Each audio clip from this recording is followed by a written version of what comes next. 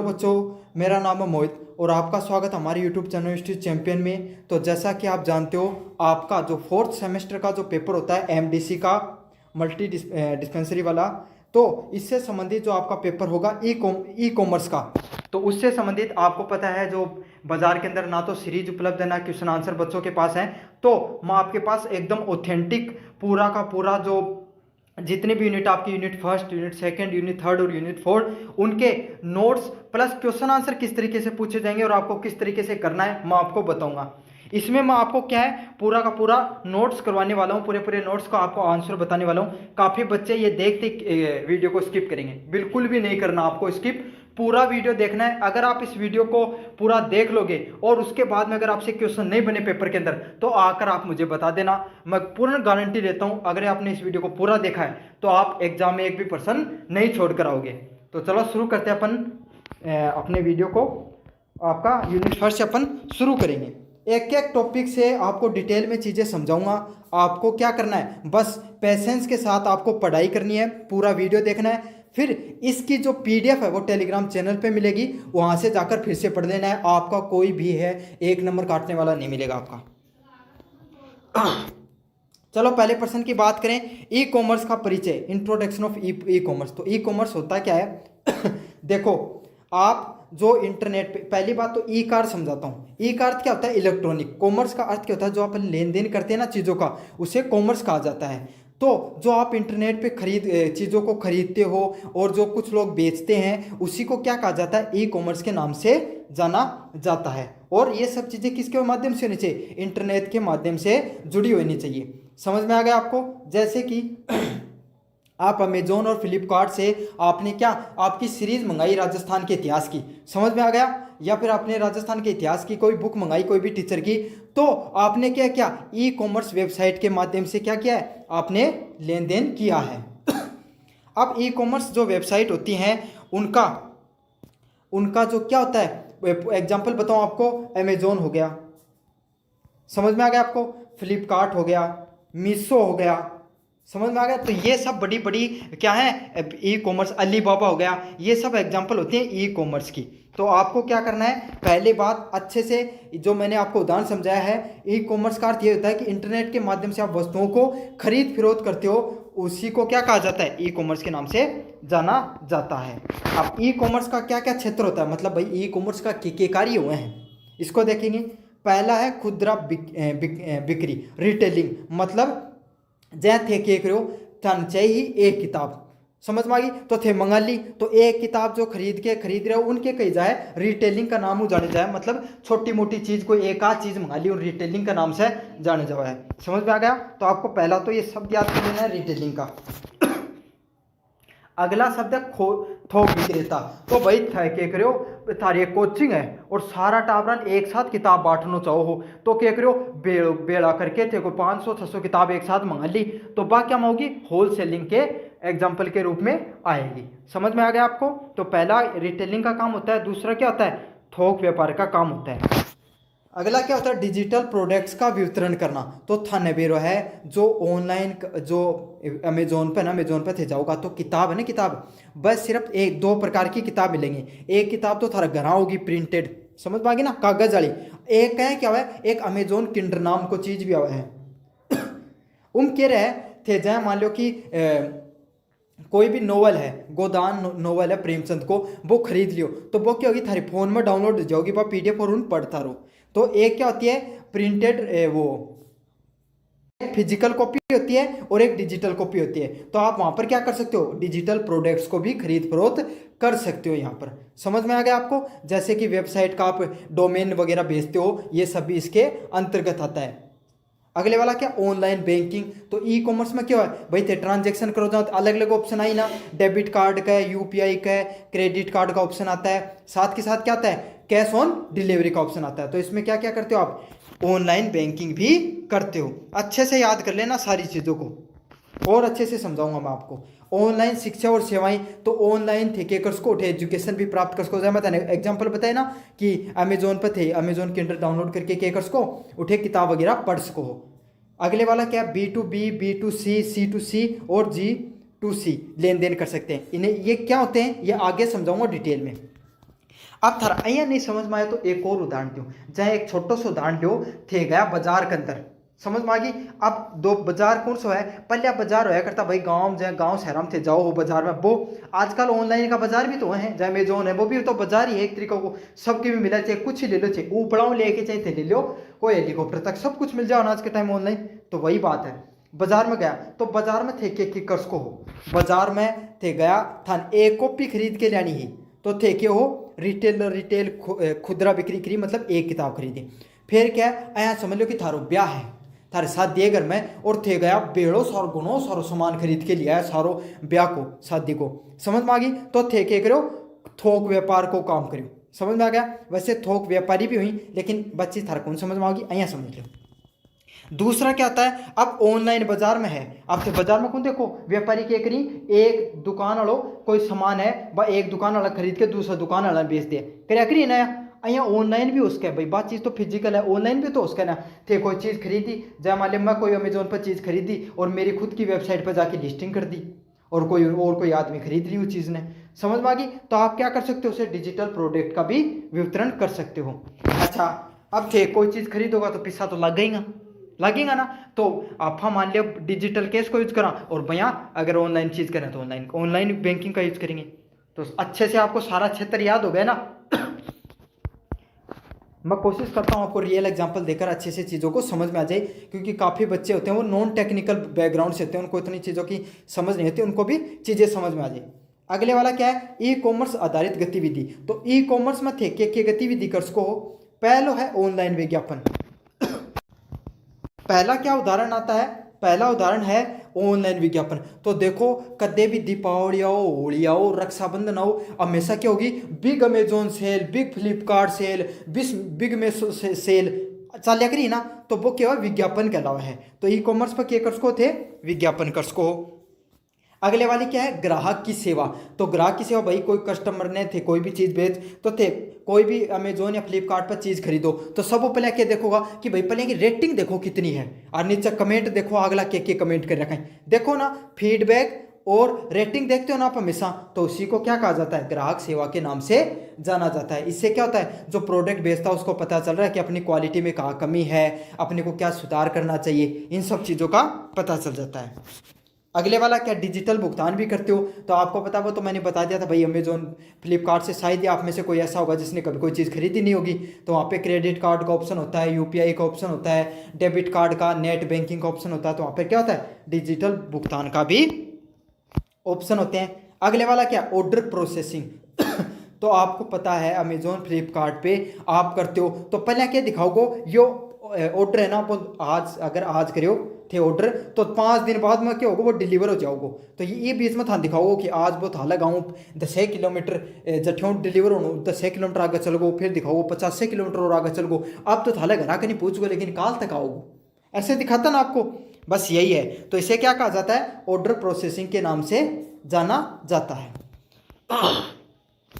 अगले वाला प्रश्न है, उत्पाद की डिलीवरी और लॉजिस्टिक रे सॉरी।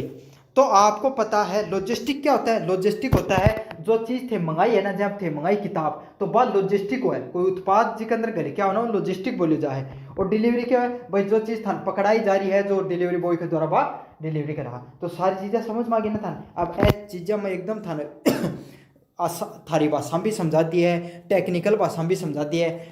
तो अब प्रश्न आवे तो जरूर से करे हो, प्रश्न क्या होगा, ई कॉमर्स आधारित गतिविधियों के बारे में विस्तृत रूप से बताइए। तो सारी चीज हम विस्तृत रूप से बता देनी है। अगले वाला क्या है, ई कॉमर्स के तकनीकी घटक, technical component of e commerce. तो ई कॉमर्स का तकनीकी घटक क्या वही, पहलो क्या होगा, इंटरनेट और वेबसाइट। तो आपको पता है भाई ई कॉमर्स है, समझ में आ गया आपको।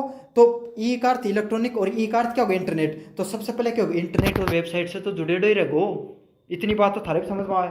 दूसरी बात क्या है, वेब सर्वर और डेटाबेस। तो ये जो आपका है, ये जो थे जाके थे तो टक दे खरीद लियो कोई चीज़ अमेजोन फ्लिपकार्ट पे, लेकिन वो सारा डाटा है, जो वेबसाइट का डाटा है, वो सब कहाँ पर स्टोर होता है, वेब सर्वर और डेटाबेस पर स्टोर होता है। जैसे थारा आपका घर होता है ना, वहाँ पर चीज़ें कहाँ पर रखते हो आप, कहाँ पर रखते हो, गोदाम के अंदर। ऐसे ही ऑनलाइन की जितनी भी चीज़ें हैं ना, वेबसाइट वगैरह खोल रहे हो आप, यूट्यूब पर वीडियो पड़े हुए हैं, इनके भी बड़े बड़े स्टोर होते हैं, ऐसे पूरे गांव के गांव खरीद के रखते हैं, और वहाँ पर सर्वर होते हैं, उन्हें क्या बोला जाता है, वेब सर्वर के नाम से और डेटाबेस के नाम से जाना जाता है। समझ में आ गया ना। ऐसा नहीं है कि कोई हवा में चल रही है सारी चीज़ें, नहीं, इनको भी स्टोर करने के लिए, जैसे आपके कंप्यूटर में हार्ड डिस्क रहती है ना, जहाँ थारा फोन में रैम और रोम है, यहाँ बड़े बड़े सेंटर होते हैं, वहाँ पर जो हाई लेवल की चिप लगी होती है, उनमें ये सब डाटा वो स्टोर होकर रखता है। समझ में आ गया। उसको किस नाम से जाना जाता है, वेब सर्वर डेटाबेस के नाम से जाना जाता है। अगले वाला पॉइंट क्या, साइबर सिक्योरिटी। तो थाने बेरो भाई इंटरनेट पर कोई भी चीज़ चलो, साइबर सिक्योरिटी जरूरी हुआ है। अगले वाला क्या है, इलेक्ट्रॉनिक पेमेंट सिस्टम। तो इलेक्ट्रॉनिक पेमेंट सिस्टम भी इसके अंदर होता है। इलेक्ट्रॉनिक पेमेंट वो वही बात है, यूपीआई, वो नेट बैंकिंग हो गया, ये सब इसके ऑप्शन होते हैं। मोबाइल एप्लीकेशन, तो आपको पता है अमेजोन हो गया, मिशो हो गया, किसी का भी हो गया, तो इसमें मोबाइल एप्लीकेशन होते हैं ना सभी के, अपने वेब भी होते हैं, वेबसाइट पे भी कर सकते हो आप, और ऐप पर भी करते हो। तो आप तो 90% बच्चे हैं जिसने अमेजोन या फ्लिपकार्ट से कोई चीज़ खरीदी है, तो वो कहाँ से खरीदी है, वो एप्लीकेशन से ही खरीदी होगी, ऐप से ही खरीदी होगी। तो समझ में आ गया आपको सारी चीज़ें अच्छे से। अगले के वाला क्या है, ई कॉमर्स एप्लीकेशन। तो ई कॉमर्स की जो एप्लीकेशन होते हैं, ऐप होता है भाई, उनका क्या क्या कार्य होता है अपने को ये बताना है। तो उनका क्या कार्य होता है, ऑनलाइन शॉपिंग। तो भाई आया तो आपको नहीं थे अमेजोन पर खरीद के, और क्या देख आप क्या करने लगे, वहाँ पर वीडियो गेम खेलने लगे, ऐसा तो होगा नहीं। हाँ, मैं मूवी वाला एग्जाम्पल देते जब, तो आप तो कहते थे सर अमेजोन का सब्सक्रिप्शन भी होता है, लेकिन ऐसा नहीं है। आप वहाँ पर ऑनलाइन शॉपिंग के लिए जाओगे, साथ के साथ नेट बैंकिंग का भी यूज करते हो। आपको पता है ना अमेजोन का तो वो भी चलता है, यूपीआई भी चलता है, ई टिकट बुकिंग, और काफ़ी ई टिकट वगैरह भी बुक कर सकते हो। ऑनलाइन एजुकेशन, डिजिटल मार्केटिंग, वो सब चीज़ें आप इन ऐप पर कर सकते हो। डिजिटल मार्केटिंग क्या होती है, जो भी चीज़ आप खरीद फरोख्त कर रहे हो उसी को क्या कहा जाता है, डिजिटल मार्केटिंग के नाम से जाना जाता है। तो अब तक आपको ये तो पता चल गया होगा कि अगर ई कॉमर्स का कोई पर्सन आए, उसमें 3-4 चीज़ें कॉमन है, net banking, online shopping, digital marketing. समझ में आ गए नई चीज़ें, तो याद कर लो और शब्दन और डंगू लिखे। अगले वाला क्या है, ई कॉमर्स का ढांचा, फ्रेम ऑफ ई कॉमर्स। तो ई कॉमर्स का क्या ढांचा होता है भाई, ई कॉमर्स है ये जो चलता है, जहाँ मान लो कोई भी थारी कॉलेज है, तो कॉलेज के अंदर क्या होता है भाई, लैब होती हैं, क्लासेज होती हैं, प्रिंसिपल रूम होता है, स्टोर रूम होता है, ऐसे होता है ना हर जगह का भाई कोई एक ढांचा होता है। तो ये ऑनलाइन वेबसाइट है, ऐप है, ये कैसे चलती हैं इसके बारे में आपको बताना है। तो इसमें पहला क्या होगा, ग्राहक इंटरफेस। तो इनमें क्या क्या होता है, पहली चीज़ होती है वेबसाइट या ऐप पर चलती हैं ये सारी की सारी ई कॉमर्स की जितनी भी चीज़ें होती हैं, ये किस पे चलती हैं, ऐप या वेबसाइट पर चलती हैं। तो आपने कभी भी अमेजोन या फ्लिपकार्ट से कोई भी चीज़ खरीदी होगी, वो किस पे खरीदी होगी, क्या तो ऐप से खरीदी होगी या वेबसाइट से खरीदी होगी। समझ में आ गया आपको। अगले वाला क्या, बैक एंड सिस्टम। तो भाई बैक एंड में भाई थे तो चीज़ क्लिक कर ली, खरीद ली, लेकिन पीछे भी तो कोई प्रोसेस हो ना। कोई आदमी भाई वो उकन जय मान लो थे कोई चीज़ खरीदी, बार रामलाल की दुकान आ रही है, तो रामलाल का मैसेज आगो ना कि रामलाल जी जहाँ एक किताब को ऑर्डर है वो बुक करके भेजो, आ जाओ है ना। तो ये पीछे जो सिस्टम काम करता है उसे क्या कहा जाता है, बैक एंड सिस्टम के नाम से जाना जाता है, जो किस पे कार्य करता है, आपके डाटा सेंटर व ईआरपी पर कार्य करता है। तो ये दोनों नाम याद रखना है। अगले वाला क्या है, लॉजिस्टिक और सप्लाई चेन। तो लॉजिस्टिक क्या होगा, मैं बताया रामलाल जी क्या करेंगे, पहले भाई किताब ने पैक करेंगे, बॉटल बाटल लगा के सारी चीज़ लगा के एकदम पैक करके देंगे अमेजोन के कार्ट के अंदर। फिर उसको क्या कि अमेजोन के जो सेंटर होते हैं वहाँ पर भेजा जाएगा, और फिर वो उसको आगे सप्लाई किया जाएगा, और डिलीवरी बॉय है वो आपको देकर जाएगा। तो ये जो सारा सिस्टम काम कर रहा है, रामलाल की दुकान से सिस्टम आया अमेजोन के हेडक्वार्टर सेंटर पे, फिर वहाँ से आया सब सेंटर पे, और फिर जो आपका गांव का सेंटर होता है वहाँ पर फिर आपके घर तक पहुँचा। तो इसे क्या कहा जाता है, इसे सप्लाई चेन के नाम से जाना जाता है।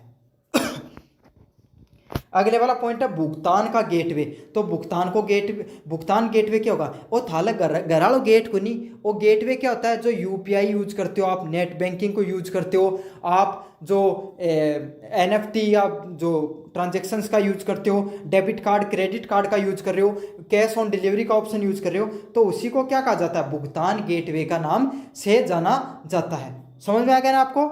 भुगतान गेटवे क्या होगा, ये कौन सा गेट है, ये गेट है साहब इंटरनेट पर पैसा लेन देन को गेट। समझ में आ गया। तो इसको इस तरीके से याद कर लेना। अगले वाला क्या, मार्केटिंग और विज्ञापन। तो किस पे काम करेगा भाई, बिना मार्केटिंग का तो कोई धंधो चलेगा नहीं, मार्केटिंग जरूरी होती है ना। जैसे कि आपको समझाया, रामलाल की दुकान एक तो ऑनलाइन पे है और दूसरी की है भैया दुकान है, तो वो क्या बड़ो से बोर्ड लगा के रखना, रामलाल की स्टेशनरी की दुकान। तो वही है, मार्केटिंग और विज्ञापन करना भी किसी को बिजनेस को चलाने के लिए जरूरी होता है। तो ये सब भी उसके ढांचे के अंदर आएगा। तो ये सारे की सारी चीजें आपको अच्छे से याद कर लेनी है। अगले वाला है आपूर्ति श्रृंखला प्रबंधन, सप्लाई चेन मैनेजमेंट। तो एससीएम का क्या अर्थ होता है, कोई उत्पाद है ना, कोई भी रामलाल को उदाहरण जो तैयारी है अपना, तो मैंने आपको समझाया सप्लाई चेन मैनेजमेंट कैसे कार्य करता है।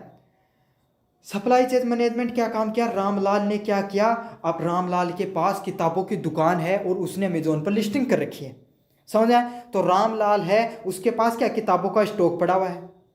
उसके पास मैसेज आया अमेजोन की तरफ से कि आपको एक बुक है वो पैक करके देनी है, ठीक है। तो रामलाल के पास अमेजोन का मैसेज आया, रामलाल को कहा कि सुबह 9 बजे तक पैक हो जानी चाहिए। रामलाल रात न लागे और कर दी पैक किताबन करके, और सुबह क्या हुआ, एक ट्रांसपोर्ट का अमेजोन का ट्रांसपोर्ट का ट्रक आया, उस ट्रांसपोर्ट के ट्रक को दे दिया।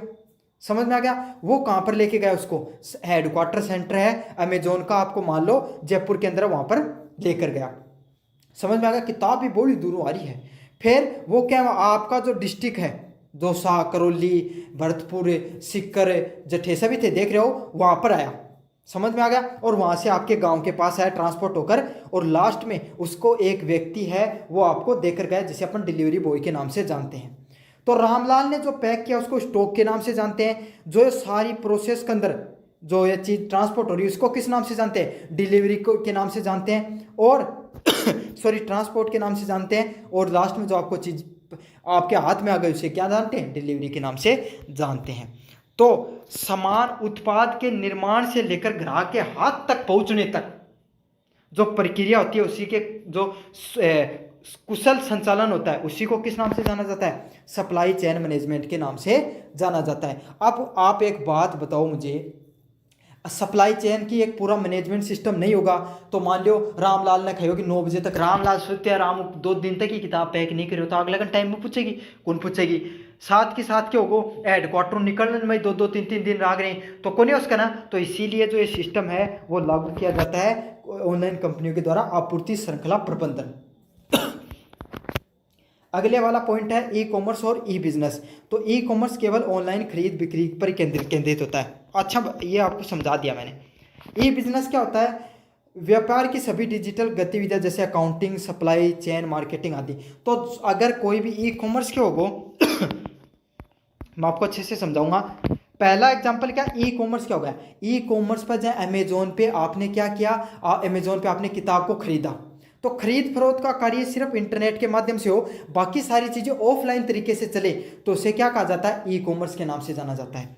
अब ई बिजनेस क्या होगा, ई बिजनेस होगा, मान लो मैंने ये जो मैं आपको पढ़ा रहा हूँ और मैंने ये पीडीएफ है ये मेरी वेबसाइट पे डाल दी universitychampion.com पर, और मैंने आपको कहा कि आप इस पीडीएफ के 10 रुपये देना, सॉरी 20 रुपये देना, और आप पीडीएफ पढ़ लेना। तो क्या होगा, आप गए वहां से पीडीएफ को डाउनलोड किया, 20 रुपये मुझे भेज दिया आपने, और क्या हुआ, आपने पढ़कर खुश हो गए, आपका पेपर देके आपका बहुत अच्छा पेपर हुआ।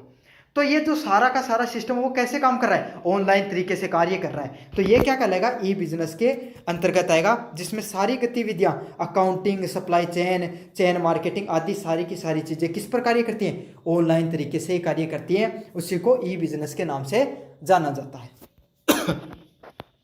अगले वाला एम कॉमर्स। एम कॉमर्स क्या होता है, मोबाइल उपकरण जैसे स्मार्टफोन आदि ई कॉमर्स गतिविधियों का जो अंजाम देते हैं।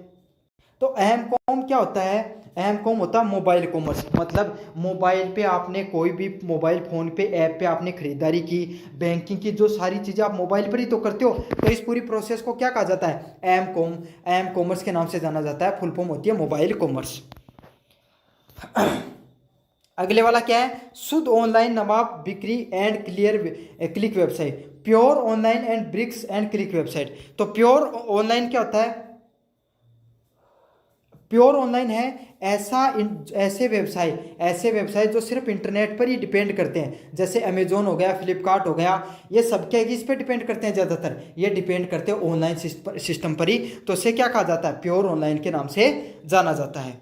अगले वाला क्या, ब्रिक्स एंड क्लिक, तो भौतिक दुकान। भाई ब्रिक्स क्या होगा, बाठाओं समझ लियो, आया समझ लियो कि जो थे दुकान जो बाजार में जाके थे सामान खरीद के लिए, वो कौन के नाम हुआ है, ब्रिक्स एंड क्लिक के नाम से जाना जाता है, जिसमें भौतिक दुकान भी होगी और ऑनलाइन उपस्थिति भी देखने को मिलेगी। जैसे रिलायंस ट्रेड वो ऑनलाइन वेबसाइट होती हैं वो। जैसे रामलाल का उदाहरण है ना, तो रामलाल ने क्या कर रखा है, रामलाल ने अपनी दुकान वैसे भी बना रखी है और ऑनलाइन भी लिस्टिंग कर रखी है। तो रामलाल की दुकान होगी ब्रिक एंड क्लिक में, और एक श्याम जी है, तो श्याम जी क्या करेंगे, सिर्फ उनकी दुकान ही सारी ऑनलाइन चल रहा है, तो बात क्या होगी, प्योर ऑनलाइन में होगी। समझ में आ गया, उसकी दुकान ही सिर्फ अमेजोन पे है, बाकी उसकी कोई वैसे दुकान नहीं है बाजार में, तो वो क्या प्योर ऑनलाइन तरीके से कार्य करता है। तो ये है आपका फर्स्ट यूनिट। मुझे उम्मीद है अगर आपने इसको अभी तक देखा है, यहाँ तक सारे बच्चे यस लिखकर भेजो जिसने अभी तक देखा है, उनको समझ में आया है या नहीं समझ में आया है, ये भी कमेंट बॉक्स में जरूर से बताएं। अगले वाला प्रश्न है ऑनलाइन व्यापार की योजना, ऑनलाइन प्लानिंग ऑनलाइन बिजनेस। तो पहली यूनिट थी वो ई कॉमर्स पे थी, दूसरी क्या है, अब आप ऑनलाइन बिजनेस शुरू करना चाहते हो तो आपको क्या क्या करना होगा। तो आपको पता है कोई भी बिजनेस, अगर कोई भी आप है बिजनेस या व्यापार को शुरू करना चाहते हो तो आपके पास क्या होनी चाहिए, एक योजना होनी बहुत जरूरी होती है। अब योजना क्यों होनी चाहिए, समझ लो रामलाल को उदाहरण जो त्यार, रामलाल क्या करना चाहिए, एक स्टेशनरी की दुकान खोलना चाहे, ऑनलाइन हो चाहे ऑफलाइन हो, दोनों में सेम ही चीज़ चलती है व्यापार में। तो उसको क्या क्या करेगा, सबसे पहले तो वो क्या करेगा, अपना उद्देश्य बनाओगे, पहले तो वो सोचोगे कि अपना दुकान खोलनी है। सबसे पहले कोई भी व्यक्ति क्या करता है, अपना उद्देश्य तैयार करता है, फिर क्या करेगा, फिर वो करेगा ग्राहक देखेगा कि भाई मैं ये दुकान खोलने जा रहा हूँ, इसके आसपास क्या यहाँ पर कोई स्कूल है, कॉलेज है, अगर ये है तो बहुत अच्छा होगा, दुकान अच्छे से चलेगी। या फिर मार्केट में और स्टेशनरी की दुकान नहीं हो, आसपास में कंपटीशन कम हो, तो क्या देखेगा, ग्राहकों को देखेगा। फिर क्या हो गया, उसको ये लगा कि अपन है ना ऑनलाइन डिजिटल भी आजकल अच्छा चलता है मार्केट, तो अपन ऑनलाइन भी लिस्टिंग कर लें। तो कौन सा मार्केट बढ़िया है, अमेजोन बढ़िया है, फ्लिपकार्ट बढ़िया है, मीशो बढ़िया है, तो क्या करेगा, डिजिटल मंच भी देखने को ले जाएगा भाई वो। फिर क्या करेगा भाई, अगर ऑनलाइन तरीके से अपनी चीज़ों को लिस्टिंग करना चाहता है तो तकनीक भी होनी चाहिए, इंटरनेट से उसका जुड़ाव होना चाहिए। समझ में आ गया, तो उसके पास क्या होनी चाहिए, तकनीक भी होनी चाहिए। फिर क्या होगा, ज़रूरतें और कानूनी पहलू, तो उसको थोड़ा बहुत चीज़ों के बारे में नॉलेज भी होना चाहिए कि भाई काफ़ी बार लोग क्या करते हैं, आपको जो अमेजोन पे प्रोडक्ट मंगाए उसकी जगह दूसरा प्रोडक्ट वगैरह भेज देते हैं, तो ये सब चीज़ों का क्या कानूनी नॉलेज भी होना चाहिए। तो उसको सबसे पहले क्या होना चाहिए, लक्षित ग्राहक का नॉलेज होना चाहिए, डिजिटल मंच का, तकनीकों का और कानूनी पहलुओं का भी जानकारी होनी चाहिए। और योजना बनाते समय मार्केट में पूरी रिसर्च करें कि भाई जो चीज़ उसने खरीदी है, जो बेचना चाहता है, उसकी वास्तविकता में डिमांड है या भी नहीं है। साथ के साथ मैंने आपको उदाहरण देके बताया ना भाई, आसपास कोई और दुकान तो कोई नहीं, और दुकान होगी तो कंपटीशन बढ़ जाएगा, तो कितना कंपटीशन है उस सब चीज़ों का क्या करेगा वो विश्लेषण करेगा। और सबसे मोटी बात, पैसा की भी जरूरत पड़ेगी तो फाइनेंसिंग चीज़ों का भी ध्यान में रखेगा। तो आपको प्रश्न आए ऑनलाइन व्यापार की योजना बनाते हुए आपको किन बातों का ध्यान रखना है, तो आपको ध्यान रखना रामलाल की बात का। समझ में आ गया, उसको क्या क्या चीज़ों का उसने ध्यान रखा, उसने सबसे पहले देखा, उद्देश्य बनाया सबसे पहले रामलाल ने, फिर उसने ग्राहक देखे, फिर उसने डिजिटल मंच देखा, फिर उसने तकनीकी ज़रूरतों को समझा, समझ में आया, फिर कानूनी पहलुओं को समझा, फिर क्या योजना बनाते उसने क्या देखा, मार्केट को समझा, रिसर्च की और कंपटीशन को देखा कि कितना है। अगला क्या है, इंटरनेट की प्रगति और गतिशीलता। तो आपको पता है इंटरनेट क्या है, इंटरनेट भाई एक वैश्विक नेटवर्क है, पूरी दुनिया से जुड़ा हुआ नेटवर्क होता है और सूचना को आदान प्रदान क्या करता है, तेजी से करता है। इसकी गतिशीलता का अर्थ है कि तकनीकी विकास करना, उपयोगकर्ता की भागीदारी और सेवाओं में विविधता। तो इसकी जो गतिशीलता है इसका अर्थ यही होता है कि तकनीक हो रही है, जो भी तकनीक निकल कर आती हैं उनका विकास होना चाहिए, उपभोक्ता की भागीदारी, तो ज़्यादा से ज़्यादा लोग हैं वो प्रोडक्ट वगैरह खरीदेंगे, इसके बारे में भी पता होना चाहिए, और अलग अलग प्रकार की चीज़ें भी मिलनी चाहिए। जैसे कि इंटरनेट पर ट्रैफिक, सुरक्षा, डेटा स्टोरेज, एप्लीकेशन इंफ्रास्ट्रक्चर समय के साथ बदलते रहते हैं। तो आपको भी पता है समय समय पर ऐप वगैरह में भी अपडेट आते हैं, एक टाइम था जब लोग टिकटॉक ज़्यादा चलाया करते थे। उस टिकटॉक से पहले क्या था, यूट्यूब ज़्यादा चलाया करते थे। फिर एक समय आया जब टिकटॉक ज़्यादा चलाने लगे। फिर एक समय आया जब लोग पबजी वगैरह ज़्यादा गेम खेलने लगे थे ऑनलाइन। फिर एक बार अब समझ आ रहा है कि लोग इंस्टाग्राम पर ज़्यादा एक्टिव रहते हैं। तो यही है कि समय के साथ क्या होता है, जो डेटा स्टोरेज के तरीके होते हैं, एप्लीकेशन के स्टोरेज वगैरह बदलते रहते हैं। पहले कीपैड के मोबाइल आते थे। फिर क्या होता था, आजकल ये क्या बोलने लगे आप, स्मार्टफोन वगैरह आए। फिर सेमी स्मार्टफोन आए जिसमें क्या होते थे, कीबोर्ड भी होते थे, टच भी होती थी। फिर आपके सामने स्मार्टफोन आ गए, अब फ्लिप वाले फ़ोन आने लगे। तो यही है कि इंटरनेट का ये कार्य होता है कि समय के साथ चीज़ें बदलती रहती हैं। अगले वाला क्या है, इलेक्ट्रॉनिक बिजनेस मॉडल। तो इलेक्ट्रॉनिक जो बिजनेस मॉडल है वो किस तरीके से कार्य करता है ये मैं आपको समझाऊंगा। क्या होता है, पहला B2B, business to business model. तो इसमें क्या होता है रामलाल और श्यामलाल दोनों के दोनों क्या कर रहे हैं, आपस में जो चीज़ों का आदान प्रदान कर रहे हैं। रामलाल क्या थोक व्यापारी है, वो कंपनी से डायरेक्ट चीज़ें लाता है। ऐसे समझ लो कि उसने पूरा एक गोदाम भर रखा किताबों का। सॉरी, श्यामलाल को समझ लो, उसने क्या किया, कंपनी की किताब थी, क्लासमेट की कंपनी में गया। श्यामलाल वो क्या किया, क्लासमेट की कंपनी में गया और उसने एक ट्रक भरकर क्या कर लिया, क्लासमेट की कॉपियों को मंगा लिया। फिर क्या होगा, रामलाल को किताब की जरूरत थी तो उसने क्या कहा, उसने ऑर्डर किया कि भाई 5,000 कॉपियाँ मेरे पास भी भेज देना। तो ये क्या, एक व्यापारी से दूसरे व्यापारी के बीच में जो लेन देन होता है उसको क्या कहा जाता है, बिजनेस टू बिजनेस व्यापार के नाम से उसको जाना जाता है। तो ये कैसे होता है, जैसे निर्माता और थोक व्यापारी के बीच में जो बिजनेस होता है, व्यापार होता है, उसको B2B, बिजनेस टू बिजनेस के नाम से जाना जाता है। और अगला क्या है, B2C। तो अब रामलाल और आप, रामलाल के पास आप गए और बोले कि भाई मुझे कॉपी दे दो। तो आप दोनों के बीच में व्यापार हुआ, वो क्या हुआ, B2C, बिजनेस टू कस्टमर। समझ में आ गया। जैसे इनका उदाहरण है फ्लिपकार्ट व अमेजोन।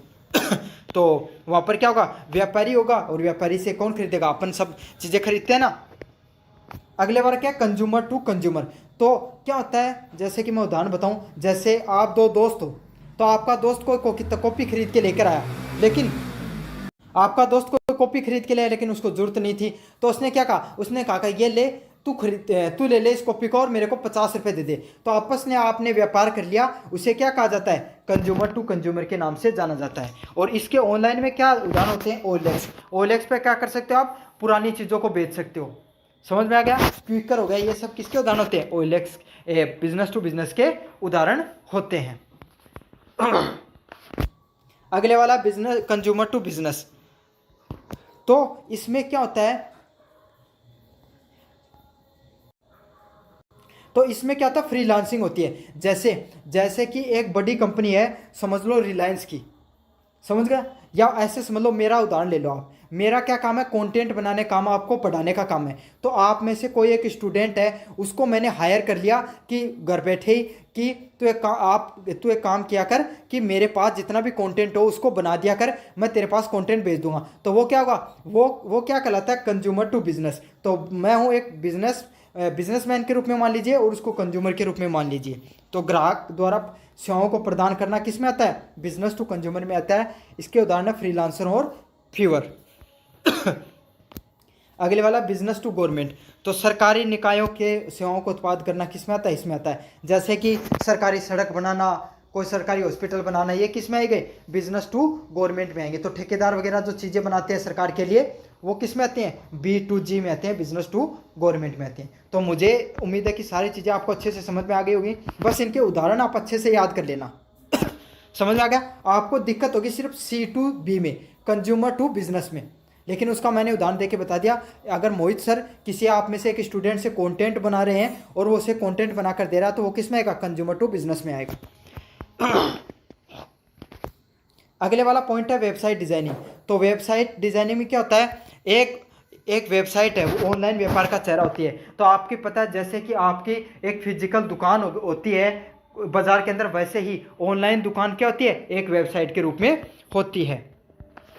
वेबसाइट डिजाइनिंग कैसा होना चाहिए भाई, कोई भी वेबसाइट खोलो जहाँ, तो उसमें क्या होना चाहिए, पहली बात दिखने में बढ़िया होनी चाहिए भाई। कोई भी चीज़ आदमी ज़्यादा देर के देखोगे भाई, दिखने में बढ़िया होनी चाहिए, यूजर फ्रेंडली होना चाहिए।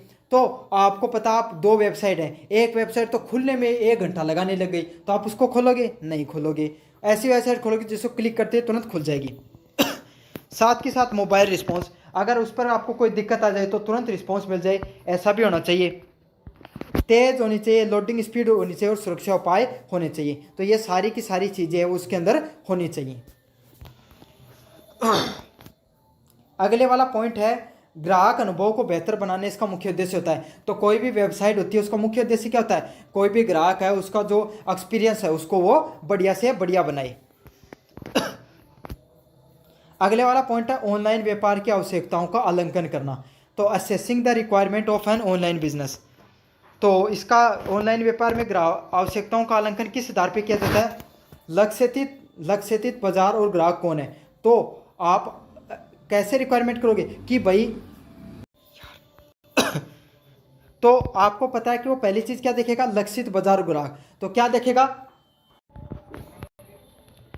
ये रामलाल है, अब रामलाल का लक्षित बाजार और ग्राहक कौन है, स्कूल के पास या कॉलेज के पास उसकी दुकान होनी चाहिए। कौन होंगे, पढ़ने वाले बच्चे हैं वो क्या होंगे, उसके ग्राहक होंगे। तो समझ में आ गया उसको कि उसका ग्राहक कौन होंगे, उसके हर व्यक्ति है। जैसे ब्यूटी पार्लर वाले हैं तो उनको पता हो कि लड़कियां हो गई वो ज़्यादा ब्यूटी पार्लर में जाती हैं, और स्टेशनरी की दुकान है तो छोटे बच्चे पढ़ने वाले विद्यार्थी हो गए। तो ये क्या होते हैं, ग्राहक होंगे।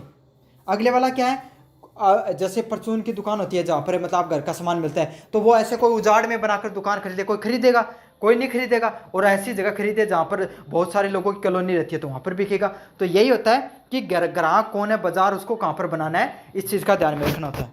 अगले वाला कौन सा है कि भाई उसको क्या क्या पदार्थ बेचना है, क्या उत्पाद बेचना है। तो रामलाल क्या भाई स्टेशनरी की दुकान है तो वो कॉपी बेचेगा, पेन भी बेच सकता है, साथ के साथ किताबें भी बेच सकता है, कंपटीशन की भी बेच सकता है, स्कूल वालों की भी बेच सकता है, कॉलेज वालों की भी बेच सकता है। तो यही है, साथ के साथ एक फोटोकॉपी की भी दुकान रख ले वो। समझ में आ गया। तो इन सब चीज़ों को भाई उसको कौन सी उत्पाद व सेवाओं को प्रदान की जाएंगी। अगले वाला क्या है, आवश्यक तकनीकी प्लेटफॉर्म क्या होंगे। तो उसके पास क्या क्या प्लेटफॉर्म हो गए, वेबसाइट हो गई, मोबाइल ऐप वगैरह है, वो सब चीज़ें होनी चाहिए। तो अगर मान लो कि वो ऑनलाइन चीज़ों को लिस्टिंग करना चाहता है, ई कॉमर्स से संबंधित है, तो वो क्या करेगा, उसको अगर ऑनलाइन चीज़ों को लिस्टिंग करना चाहता है तो उसके पास ऐप भी होना चाहिए, वेबसाइट भी होनी चाहिए। अगले वाला क्या, भुगतान, डिलीवरी और ग्राहक सेवा की व्यवस्था होनी चाहिए। तो वो आप ऑनलाइन करेगा तो भाई उसके पास क्या होना चाहिए, यूपीआई का ऑप्शन भी होना चाहिए। आपको पता कोई भी प्रोडक्ट है फ्लिपकार्ट अमेजोन पे खरीदते हो तो जिस पे कैश ऑन डिलीवरी का ऑप्शन होता है तो ग्राहक क्या करते हैं, उसको खरीदने को ज़्यादा प्रीफर करते हैं। तो यही है, उसको भुगतान व डिलीवरी ग्राहक सेवा की व्यवस्था भी उसके पास होनी चाहिए। अगले वाला क्या है, डेटा की सुरक्षा रखना और कानूनी जिम्मेदारी को भी पता होना चाहिए। भाई ऐसे नहीं कि उसकी क्या हो गए, उसने जो कोई ऐसा प्रोडक्ट बनाया जो किसी के पास नहीं है और लोग उसके चोरी करने लग जाएं, तो क्या हो गया, ऐसी चीज़ों की उसको कानूनी जिम्मेदारी भी पता होनी चाहिए। 6 नंबर प्रश्न है, सिस्टम का डिजाइन, विकास और परियोजना। तो डिजाइनिंग क्या क्या होती है वेबसाइट में, पहले वो डिजाइनिंग। तो डिजाइनिंग में क्या क्या होता है, यूजर इंटरफेस। तो कोई भी ऐप होगा उसका यूजर इंटरफेस मतलब आप चलाते हो तो ऐसा ऐप होना चाहिए जो क्या हो, यूजर के फ्रेंडली हो। यूजर अगर आप यूज कर रहे हो तो उसको चलाने में आपको ज़्यादा परेशानी ना हो। अगला क्या, navigation structure, data flow, website layout बनाना। तो क्या होगा, नेविगेशन स्ट्रक्चर मतलब आप कोई भी वेबसाइट बना रहे हो उसमें आपको ये पता चले कि आपके ग्राहक कहाँ कहाँ से हैं। अगले वाला क्या, डेटा फ्लो और वेबसाइट लेआउट बनाना। तो डेटा फ्लो मतलब, डेटा फ्लो का अर्थ होगा कि आपने जो जो प्रोडक्ट उस पर लिस्टिंग करना चाहते हो उन सब चीज़ों का पता होना चाहिए। और वेबसाइट का लेआउट मतलब जो आप स्टार्टिंग में खोलते हैं ना वेबसाइट पे जो जो चीज़ें देखते हैं आपको उसको लेआउट के नाम से जाना जाता है। तो पहला कार्य क्या होता है, कोई भी चीज़ को बनाने में, ऐप या वेबसाइट को बनाने में उसकी डिजाइनिंग का कार्य होता है। अगले वाला क्या होगा, डेवलपिंग। तो डेवलपिंग में क्या होगा, वेब एप्लीकेशन बनाना। तो आप सबसे पहले भाई उसको बनाओगे वेबसाइट को तो सबसे पहले क्या करना पड़ेगा, आपको एप्लीकेशन या ऐप बनाने के लिए कोडिंग वगैरह करवानी पड़ती है। फिर क्या होगा, डेटाबेस और बैक एंड का कोडिंग तैयार करना। तो आप क्या करोगे, डेटाबेस या जो पीछे की कोडिंग होती है उसको तैयार करोगे। साथ के साथ HTML, CSS, जावास्क्रिप्ट वगैरह का तकनीक का यूज करके आप ऐप का डिज़ाइन करोगे। अगले वाले की बात करें, डिप्लॉइंग, परियोजना। तो सर्वर और वेबसाइट पे आप चीज़ों को क्या करोगे, फिर अपनी जो भी आपने प्रोडक्ट लॉन्च किया उसको अपलोड कर दोगे, डोमेन से कनेक्ट करोगे, लाइव टेस्टिंग करोगे और सुरक्षा अपडेट वगैरह समय समय पर देते रहोगे। तो इसी को क्या नाम से जाना जाता है? डिप्लॉइंग के नाम से जाना जाता है। तो ये हो गया आपका यूनिट नंबर 2 भी खत्म। अब यूनिट नंबर 3 की बात करेंगे, जो है ई कॉमर्स से संचालन से संबंधित ऑपरेशन ऑफ ई कॉमर्स। तो ऑनलाइन सिस्टम किस तरीके से कार्य करता है इसके बारे में अपन बात करेंगे। तो ई कॉमर्स संचालन का क्या अर्थ होता है? किसी भी व्यापार को चलाने से जुड़ी गतिविधियां, जैसे कि तो ई कॉमर्स संचालन क्या हो भाई? ऑनलाइन जो ये वेबसाइट वगैरह चलती हैं किस तरीके से कार्य करती हैं। पहला क्या होगा आपको? ऑनलाइन संचालन। तो आपको भैया आपको जो सर्वर है उससे कनेक्टिविटी प्रदान करनी पड़ेगी, गूगल पे लिस्टिंग करनी होगी, ये सब चीज़ें करनी होगी। अगले वाला ऑर्डर प्रोसेसिंग। तो आपके पास ऑर्डर आएगा, उसको लेन देन लेना, फिर उसको ग्राहक को सारी चीज़ें दिखाना वो कहाँ तक पहुँच गया, प्लेस हुआ नहीं हुआ। तो इसे क्या नाम से जाना जाता है? ऑर्डर प्लेसिंग के नाम से जाना जाता है। अगले वाला क्या है? भुगतान प्राप्त करना। तो आप जो पैसा जो लेन देन हो रहा है भुगतान का ऑनलाइन ट्रांजैक्शन में, तो उसका भी आपको ध्यान रखना होगा कि वो सही तरीके से कार्य करे, लोगों का पैसा कहीं अटक नहीं जाए, आपके पास नहीं पहुंचे। तो इन सब समस्याओं का भी आपको समाधान करना होगा। अगले वाला पॉइंट है ग्राहक सेवा। तो आपको पता है कि काफ़ी चीज़ें जो ग्राहकों को पसंद भी आएंगी, कुछ चीज़ें नहीं पसंद आएगी, तो क्या क्वालिटी में मेंटेन करना है, क्या चीज़ों आपको बेहतर करनी है, तो ग्राहकों का आपको फीडबैक भी लेना होता है। अगले वाला क्या? माल की डिलीवरी। मतलब जो प्रोडक्ट आप बेच रहे हो उत्पाद, उसको डिलीवर करने की भी आपकी जिम्मेदारी होती है इसमें। अगले वाला क्या? डेटा सुरक्षा और गोपनीयता। तो जो डेटा आपको पता है भाई ग्राहक का, आप क्या करते हो, ये जो credit card, debit card, UPI ID का ट्रांजैक्शन होता है, तो उन सब चीज़ों की जानकारी रहती है, पर्सनल जानकारी रहती है, उसका पता होता है। तो इन सब चीज़ों की आपको क्या करनी पड़ेगी? उस डाटा की सुरक्षा रखनी पड़ेगी, कोई हैकर वगैरह उसको चुरा न ले। तो यही सब चीज़ें हैं जो ई कॉमर्स के संचालन से संबंधित होती हैं। अगले वाला ऑनलाइन भुगतान प्रणाली। तो ऑनलाइन पेमेंट का क्या क्या माध्यम होते हैं? तो क्या क्या होते हैं? क्रेडिट व डेबिट कार्ड होते हैं। Net banking. नेट बैंकिंग क्या होती है? एनएफटी ट्रांजैक्शंस होते हैं। बैंक टू बैंक ट्रांजैक्शन करते हो उसे किस नाम से जाना जाता है? बैंक नेट बैंकिंग के नाम से जाना जाता है। अगले वाला क्या है? UPI transaction. तो फ़ोन पे, गूगल पे के माध्यम से अगर आप ट्रांजैक्शन कर रहे हो तो उससे क्या किस नाम से जाना जाता है? यूपीआई ट्रांजैक्शन के नाम से जाना जाता है। अगले वाला पर्सन है मोबाइल वॉलेट। तो मोबाइल वॉलेट क्या होते हैं? पेटीएम, अमेजोन पे वगैरह का यूज़ करते हो उसे मोबाइल वॉलेट के नाम से जाना, वो मोबाइल वॉलेट होते हैं। अगला क्या? ईएमआई का ऑप्शन भी उपलब्ध होता है। आपको पता है ईएमआई पे भी अपन बहुत सी चीज़ें खरीदते हैं। तो ये सब क्या होते हैं? ऑनलाइन भुगतान के तरीके होते हैं कोई भी वेबसाइट के ऊपर। अगले वाला क्या? इलेक्ट्रॉनिक भुगतान प्रणाली। तो इलेक्ट्रॉनिक तरीके से आप किस किस तरीके से भुगतान करवा सकते हो लोगों से? पहला है वीज़ा व मास्टर कार्ड। तो डेबिट कार्ड व क्रेडिट कार्ड के माध्यम से आप ट्रांजैक्शन करा सकते हो, जिसमें क्या आता है? वीज़ा व मास्टर कार्ड है वो आता है। तो वीज़ा व मास्टर कार्ड के डेबिट कार्ड व क्रेडिट कार्ड आते हैं ना, तो उसके माध्यम से आप ट्रांजैक्शन करा सकते हो। इंटरनेट बैंकिंग वही है, आपको पता है बैंक टू बैंक ट्रांजैक्शन वगैरह करते हो। डिजिटल वॉलेट फ़ोनपे वगैरह से। मोबाइल बैंकिंग वही है, फ़ोनपे, गूगल पे, ये सब चीज़ें। और क्रिप्टो करेंसी के माध्यम से भी काफ़ी बार आप ट्रांजैक्शन कर सकते हो। भारत में तो लागू नहीं होती, लेकिन कोई ऐसा देश है जहाँ पर क्रिप्टो करेंसी लीगल है। लीगल तो इंडिया में भी है, लेकिन ट्रांजैक्शन अलाउ होते हैं, तो वहाँ पर बिटकॉइन वगैरह का भी आप प्रयोग करके इलेक्ट्रॉन पेमेंट को कर सकते हो। लाभ क्या होता है ऑनलाइन पेमेंट करवाने का? भाई तेज़ होता है, सुरक्षित होता है और समय बचता है। तो क्या होगा? स्पीड से कार्य करती हैं सारी चीज़ें, तथा ग्राहकों का क्या होता है? समय बचता है इन सब चीज़ों से। चुनौतियाँ क्या होती हैं? साइबर सुरक्षा। साइबर धोखाधड़ी हो सकती है कोई व्यक्ति के साथ, तकनीकी विफलता भी देखने को मिल सकती है। तो यही है, साइबर अपराध की समस्या हो गई, धोखाधड़ी हो गई, वह तकनीक विफलता देखने को मिल सकती है। 4 नंबर प्रश्न है पेमेंट गेटवे। तो पेमेंट गेटवे क्या होती है? तो मैंने गेटवे समझाए थे ना आपको, कि जो ग्राहक, व्यापारी और बैंक के बीच में ऑनलाइन की विधि भुगतान को सक्षम बनाने के लिए कार्य करते हैं, उसको पेमेंट गेटवे के नाम से जाना जाता है। तो आपको पता है भाई ग्राहक हो गया, आपने कोई भी यूपीआई पे किसी को ट्रांजैक्शन किया, तो वो क्या हुआ? वो प्रोसेसिंग होके जो फ़ोनपे का जो बैंक है वहाँ से प्रोसेसिंग, और फिर आपसे बैंक से पैसे कटे और सामने वाले के पास गए।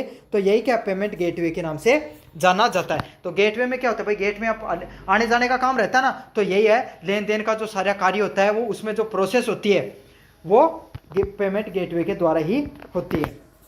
उदाहरण रोजर पे, PayU, CC venue, bill desk, ये सारे गेटवे होते हैं। जैसे रोजर पे वगैरह भी होते हैं। आपको रोजर पे का तो आपने नाम सुना होगा, अगले वाला पॉइंट है किस कार्य प्रणाली पे कार्य करते हैं, ग्राहक का भुगतान करने के। तो ये इसका कार्य क्या होता है, कोई भी ग्राहक होता है उसके पास भुगतान पहुंच जाता है। दूसरा, पेमेंट गेटवे बैंक से अनुमति लेता है। तो पेमेंट गेटवे होता है वो बैंक से अनुमति लेता है कि भाई ये सही आदमी ने किया है, नहीं किया है, फ्रॉड है कोई। अगले वाला क्या है, भुगतान को सत्यापित कर व्यापारी को भेजता है। तो जो भुगतान हो रहा है उसको सत्यापित करता है कि सही आदमी के द्वारा ये किया जा रहा है, और फिर जो सामने वाला व्यक्ति है उसके पास भेज देता है। अगले वाला प्रश्न है विजिटर टू वेबसाइट। तो ई कॉमर्स वेबसाइट की सफलता के लिए किस पर डिपेंड करी, भाई आपके पास आपकी वेबसाइट पे ज़्यादा से ज़्यादा दुकान आएंगे लोग, तो ही क्या होगी, आपकी सफलता होगी। तो आप ऐसे समझ लो आपके बिजनेस में ज़्यादा से ज़्यादा लोग आपकी दुकान पर आएंगे, तभी तो आप बिजनेस में सफल होगे। तो वही चीज़ है, यही ई कॉमर्स वेबसाइट से संबंधित भी होती है। तो इसमें दो प्रकार के ग्राहक हो सकते हैं, नए विजिटर जो पहली बार वेबसाइट पे हैं, दूसरे रिटर्निंग विजिटर तो जो वेबसाइट को दूसरी बार प्रयोग में कर रहे हैं, बार बार जो यूज़ कर रहे हैं, वो कौन से होते हैं, नए विजिटर के नाम से उनको जाना जाता है। क्या महत्व होगा इनका, ग्राहकों की संख्या जानना। तो इसमें क्या होगा, ग्राहकों की आपको क्या पता चलती है, संख्या का पता चलता है, भाई अपने बिजनेस से संबंधित कितने ग्राहक हैं। अगले वाला खरीदारी पैटर्न समझता। तो लोग है ना किस किस तरीके के ज़्यादा चीज़ें खरीदते हैं। जैसे रामलाल को पता चला कि भाई उसकी तो क्लासमेट की कॉपियाँ वो ज़्यादा बिकती हैं, तो वो क्या करेगा, उसको उस कॉपी को ज़्यादा मंगाएगा। समझ में आ गया, उस पर ऑफर वगैरह देगा ताकि ज़्यादा लोग आकर्षित हो। मार्केटिंग रणनीति तय करना। तो अब रामलाल को पता चला कि भाई स्कूल वगैरह हैं वो अब खुलने वाली हैं, छुट्टियों में ज़्यादा लोग खरीद रहे हैं, स्कूल में जो परीक्षा वगैरह होने चाहिए, तो वो क्या हो गया, वो वहाँ पर। अगले वाले पॉइंट की बात करें, वेबसाइट प्रचार के टूल। तो वेबसाइट के प्रचार के टूल क्या क्या होते हैं, तो सबसे पहले होता है एसईओ, सर्च इंजन ऑप्टिमाइजेशन। तो इसको ऐसे समझ लो, रामलाल ने की फिजिकल दुकान है तो उसने क्या लगा रखा है, बाहर पोस्टर वगैरह लगा रखा है, साथ के साथ एक दो व्यक्तियों को पर्चा बांटने के लिए भी छोड़ रखा कि भाई ये दुकान है। समझ आ गया। तो इससे क्या कहा जाता है, इससे क्या होगा, लोगों को पता चलेगा कि यहाँ पर भाई एक व्यक्ति की दुकान है, स्टेशनरी की दुकान है। तो उसी तरीके से ये तो था फिजिकल का उदाहरण, लेकिन आपको क्या था, ऑनलाइन में क्या करना पड़ता है, कीवर्ड वगैरह लिखने पड़ते हैं ताकि वो गूगल के सर्च में आए, वेबसाइट की रैंक बढ़े। आपको पता है जो वेबसाइट आपने सर्च किया राजस्थान जीके बुक, तो जो जिस पे पहली वेबसाइट जो सबसे टॉप रैंक पर आएगी उस पर ही सबसे ज़्यादा लोग क्लिक करेंगे। तो वो कैसे आती है, एसईओ के द्वारा आती है, सर्च इंजन ऑप्टिमाइजेशन के द्वारा आती है। अगले वाला SMO, social media optimisation. Social media optimisation क्या होता है, फेसबुक इंस्टाग्राम आदि से प्रचार करना। तो आप देखते हो फेसबुक इंस्टाग्राम के माध्यम से लोग क्या करते हैं, तो रामलाल ने भाई अपनी दुकान को क्या इंस्टाग्राम अकाउंट बना दिया और वहाँ पर उससे संबंधित वो ऑफर दे रहा है कि भाई ये दे रहा हूँ, मेरी दुकान ऐसी है, रीले बनाने लग गया, तो उसकी क्या दुकान है वो और ज़्यादा प्रचलित हो गई। साथ के साथ उसने ऐड चला दिया फेसबुक पे या गूगल पे, तो उससे भी वो क्या हो सकता है, और ज़्यादा प्रचलित हो सकता है। तो इसको किस नाम से जाना जाता है, सोशल मीडिया ऑप्टिमाइजेशन के नाम से जाना जाता है। अगले वाला क्या, ईमेल मार्केटिंग। तो भाई क्या हो गया, ऑनलाइन है तो ऑनलाइन में कोई भी वेबसाइट आप उस पर क्लिक करते हो तो वो हमेशा आपको ईमेल आईडी और पासवर्ड जरूर मांगता है। तो इससे क्या फ़ायदा होता है, उनके पास आपकी ईमेल आ जाती है और ईमेल पे वो आपको पास मैसेज करते रहते हैं। तो आपने ये तो देखा ही होगा, आपका ईमेल खोलते हो तो सोशल का एक ऑप्शन होता है ईमेल में, सोशल का, उस पर क्लिक करना, आपको बहुत सारी चीज़ें देखेंगी, अलग अलग वेबसाइट वाले हैं वो आपको क्या भेज रहे हैं, ऑफर वगैरह भेज रहे हैं। तो इसे क्या कहा जाता है, ईमेल मार्केटिंग के नाम से जाना जाता है। अगला गूगल एडवर्ड और ऑनलाइन विज्ञापन करना। तो गूगल से ऐड वगैरह लगाकर भाई वो ट्रैफिक ला रहा है तो उसे गूगल एडवर्ड के नाम से जाना जाएगा, और ऑनलाइन विज्ञापन करवाकर और ज़्यादा ट्रैफिक ला रहा है तो उसे और ज़्यादा फायदा होगा। अगला इन्फ्लुएंसर मार्केटिंग। तो भाई कोई इंस्टाग्राम पे बहुत ज़्यादा पॉपुलर व्यक्ति है, उसको बुला लिया और प्रचार कराया कि भाई रामलाल की दुकान है, यहाँ पर बहुत अच्छा सामान बेचता है, मैं भी यहीं पर किताब लाकर खरीदता हूँ, तो उससे क्या होगा, उसकी मार्केटिंग बढ़ेगी। तो इन्फ्लुएंसर मार्केटिंग भी आप कर सकते हो। आपने देखा होगा ना, काफ़ी यूट्यूबर करते हैं प्रचलित कि भाई ये इस ऐप को डाउनलोड कीजिए, मैं तो इस ऐप से ही पढ़ता हूँ, तो वो क्या होता है, इन्फ्लुएंसर मार्केटिंग के नाम से जाना जाता है। अगले वाला ई पेमेंट प्रणाली के लिए जोखिम प्रबंधन विकल्प, risk management option for E payment system. तो इसमें क्या होता है, डेटा चोरी करना। तो जो ई पेमेंट होता है, ऑनलाइन पेमेंट करते हो, इसमें क्या रिस्क हो सकता है, डेटा का चोरी हो सकता है, आपका फर्जी लेन देन हो सकता है, लोग आपका क्या कर सकते हैं, भाई आपको पता ही नहीं चला, बीच में क्या हो जाते हैं, लोग पैसे उड़ा लेते हैं, सिस्टम को हैक कर लिया गया और भुगतान की विफलता हो गई। तो ये सब चीज़ें हैं, ये जोखिम होते हैं ऑनलाइन लेन देन से संबंधित। अगले वाला क्या, प्रबंधन, SSL प्रमाणन, मतलब आप क्या कर सकते हो इन सब चीज़ों के लिए, तो सिक्योर सॉकेट लॉकर लगा सकते हो, लेयर लगा सकते हो, जिससे ये पता चले जो आप ट्रांजेक्शन हो रहा है वो सिक्योर तरीके से हो रहा है। अगला क्या है, 2 स्टेप ऑथेंटिफिकेशन। तो आपको पता है जब आप कोई भी ऑनलाइन ट्रांजेक्शन करते हो तो उसमें क्या होता है, काफ़ी बार OTP भी आते हैं, समझ में, पासवर्ड भी मांगता है, तो उसी को क्या कहा जाता है, 2 स्टेप ऑथेंटिफिकेशन के नाम से जाना जाता है। अगले वाला क्या है, एनक्रिप्शन तकनीक। तो एनक्रिप्शन तकनीक क्या होती है, एनक्रिप्शन तकनीक होती है जिससे लोगों को ये पता नहीं चले, हैकर वगैरह को, कि जो आपने जो ट्रांजैक्शन कर रहे हो ना वो कोड में कन्वर्ट हो जाएगा। अब वो कोड कोई पढ़ नहीं सकता तो हैक करना मुश्किल हो जाता है। अगले वाला क्या, फायरवॉल व एंटीवायरस। तो आपने फायरवॉल वगैरह एंटीवायरस का प्रयोग किया, जिससे क्या कम से जो हैकर वगैरह वो आप तक पहुंच नहीं बन पाती है। धोखाधड़ी की पहचान करना और रोकथाम के लिए सॉफ्टवेयर का उपयोग कर सकते हो। अब पहुंचते हैं अपन 4 नंबर यूनिट की तरफ, जहां पर क्या आता है, ई कॉमर्स के खतरों की प्रवृत्ति। तो ई कॉमर्स में आपको किस किस प्रकार के खतरे हो सकते हैं। पहले वाला है, इसमें क्या क्या हो सकता है, आपको ऑनलाइन में क्या क्या खतरे होते हैं। पहले हैकिंग, तो ऑनलाइन वेबसाइट या सर्वर तक कोई भी हैकर वगैरह पहुंच गया, वो फ्रॉड कर सकता है, गलत तरीके से चीज़ों कर सकता है, उससे क्या हो सकता है, हैकिंग हो सकती है। अगले वाला फिशिंग, तो लोग नकली ईमेल बनाकर, नकली वेबसाइट बनाकर भी आपके प्रोडक्ट को बेच सकते हैं। लोगों के पास फेक जो चीज़ें होते हैं, जैसे एडिडास की जगह विबास के जूते पूछते हैं, तो वही होता है, उसे फिशिंग के नाम से जाना जाता है। अगले वाला क्या होगा, डाटा की चोरी होना। तो मैंने आपको दान बताया था ना, आपका जो डाटा हो गया, जो आपके बैंक अकाउंट की डिटेल हो गई, आपके पास जो अमेजोन वगैरह पे जितना भी डाटा होता है, आप क्या चीज़ें खरीदते हो, आपका एड्रेस पता क्या, वो सब चीज़ें क्या हो सकती हैं, चोरी हो सकती हैं। अगला क्या, डीओस, डिनाइल ऑफ सर्विस का हमला।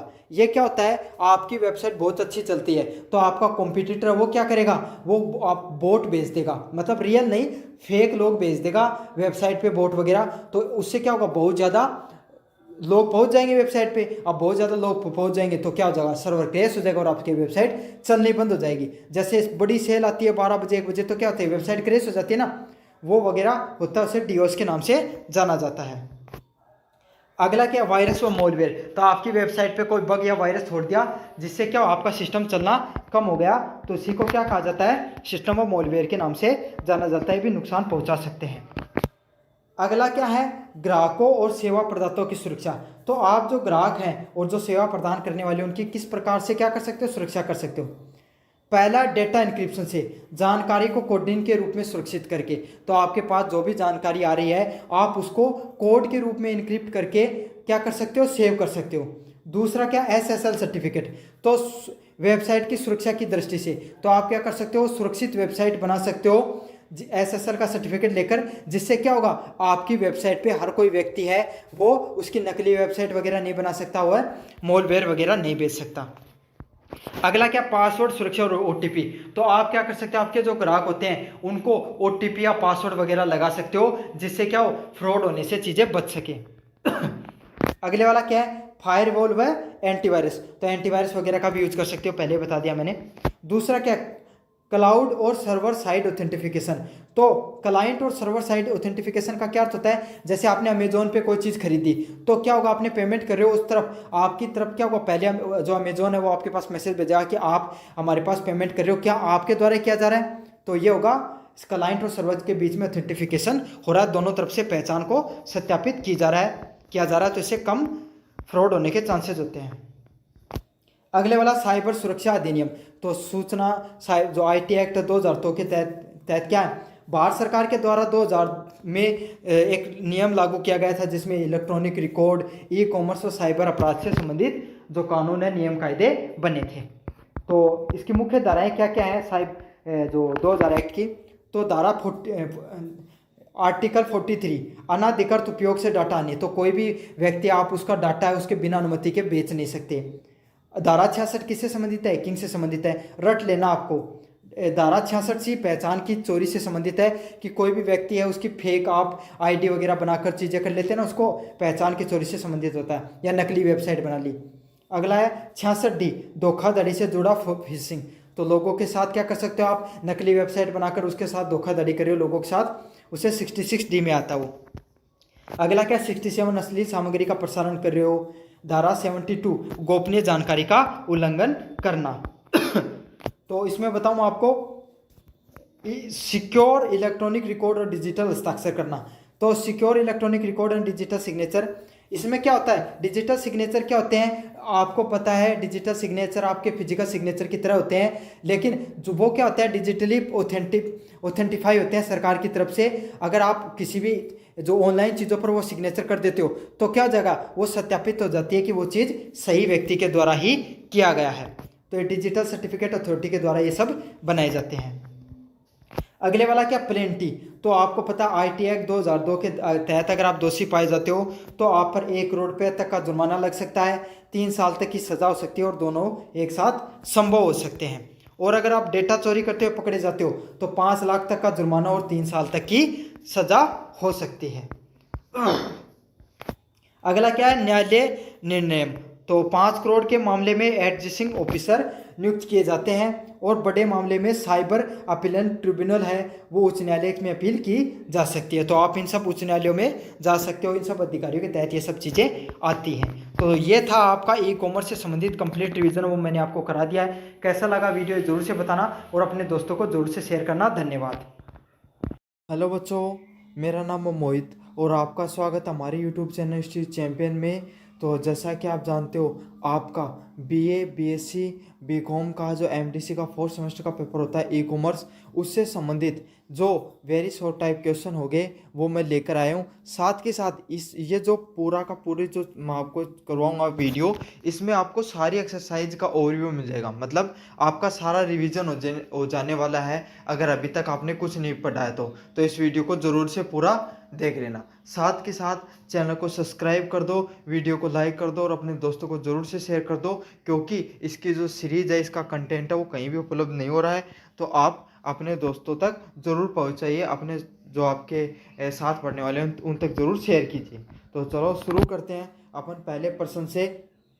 पहला प्रश्न है, ई कॉमर्स क्या है, इसका संक्षिप्त में परिचय दीजिए। तो ई कॉमर्स क्या है, ई कॉमर्स एक इलेक्ट्रॉनिक प्रक्रिया है जिसमें इंटरनेट के माध्यम से चीज़ों का क्रय विक्रय किया जाता है, जैसे online shopping, banking, ticket booking करना, ये सब चीज़ें इसमें शामिल है। तो ई कॉमर्स क्या होता है, इलेक्ट्रॉनिक कॉमर्स क्या होता है, ये क्या होता है, इसमें इलेक्ट्रॉनिक मतलब इंटरनेट के माध्यम से चीज़ों को आदान प्रदान किया जाता है। जैसे कि आप क्या कर सकते हो, ऑनलाइन शॉपिंग कर सकते हो, बैंकिंग कर सकते हो, टिकट बुकिंग कर सकते हो, उसे ई कॉमर्स कहा जाता है। तो आज के समय अगर आपने फ्लिपकार्ट से कोई चीज़ मंगाई, अमेजोन से कोई चीज़ मंगाई, आप कहीं जाना चाहते हो, मान लो कि पेपर देने के लिए, तो आपने जो टिकट बुक करी, ट्रेन टिकट की बुक करी या बस की टिकट बुक करी या फिर यूपीआई वगैरह का ट्रांजैक्शन करते हो तो उसे ई कॉमर्स के नाम से जाना जाता है। या फिर ऐसे समझ लो, ऑनलाइन आप किसी भी चीज़ का क्रय विक्रय लेन देन करते हो,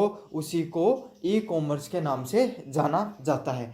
ई का अर्थ क्या होता है, इलेक्ट्रॉनिक या इंटरनेट के नाम से भी जानते हैं। 2 नंबर प्रश्न है, ई कॉमर्स का प्रमुख स्कोप क्या है। तो ई कॉमर्स है वो बहुत ही मतलब व्यापक है।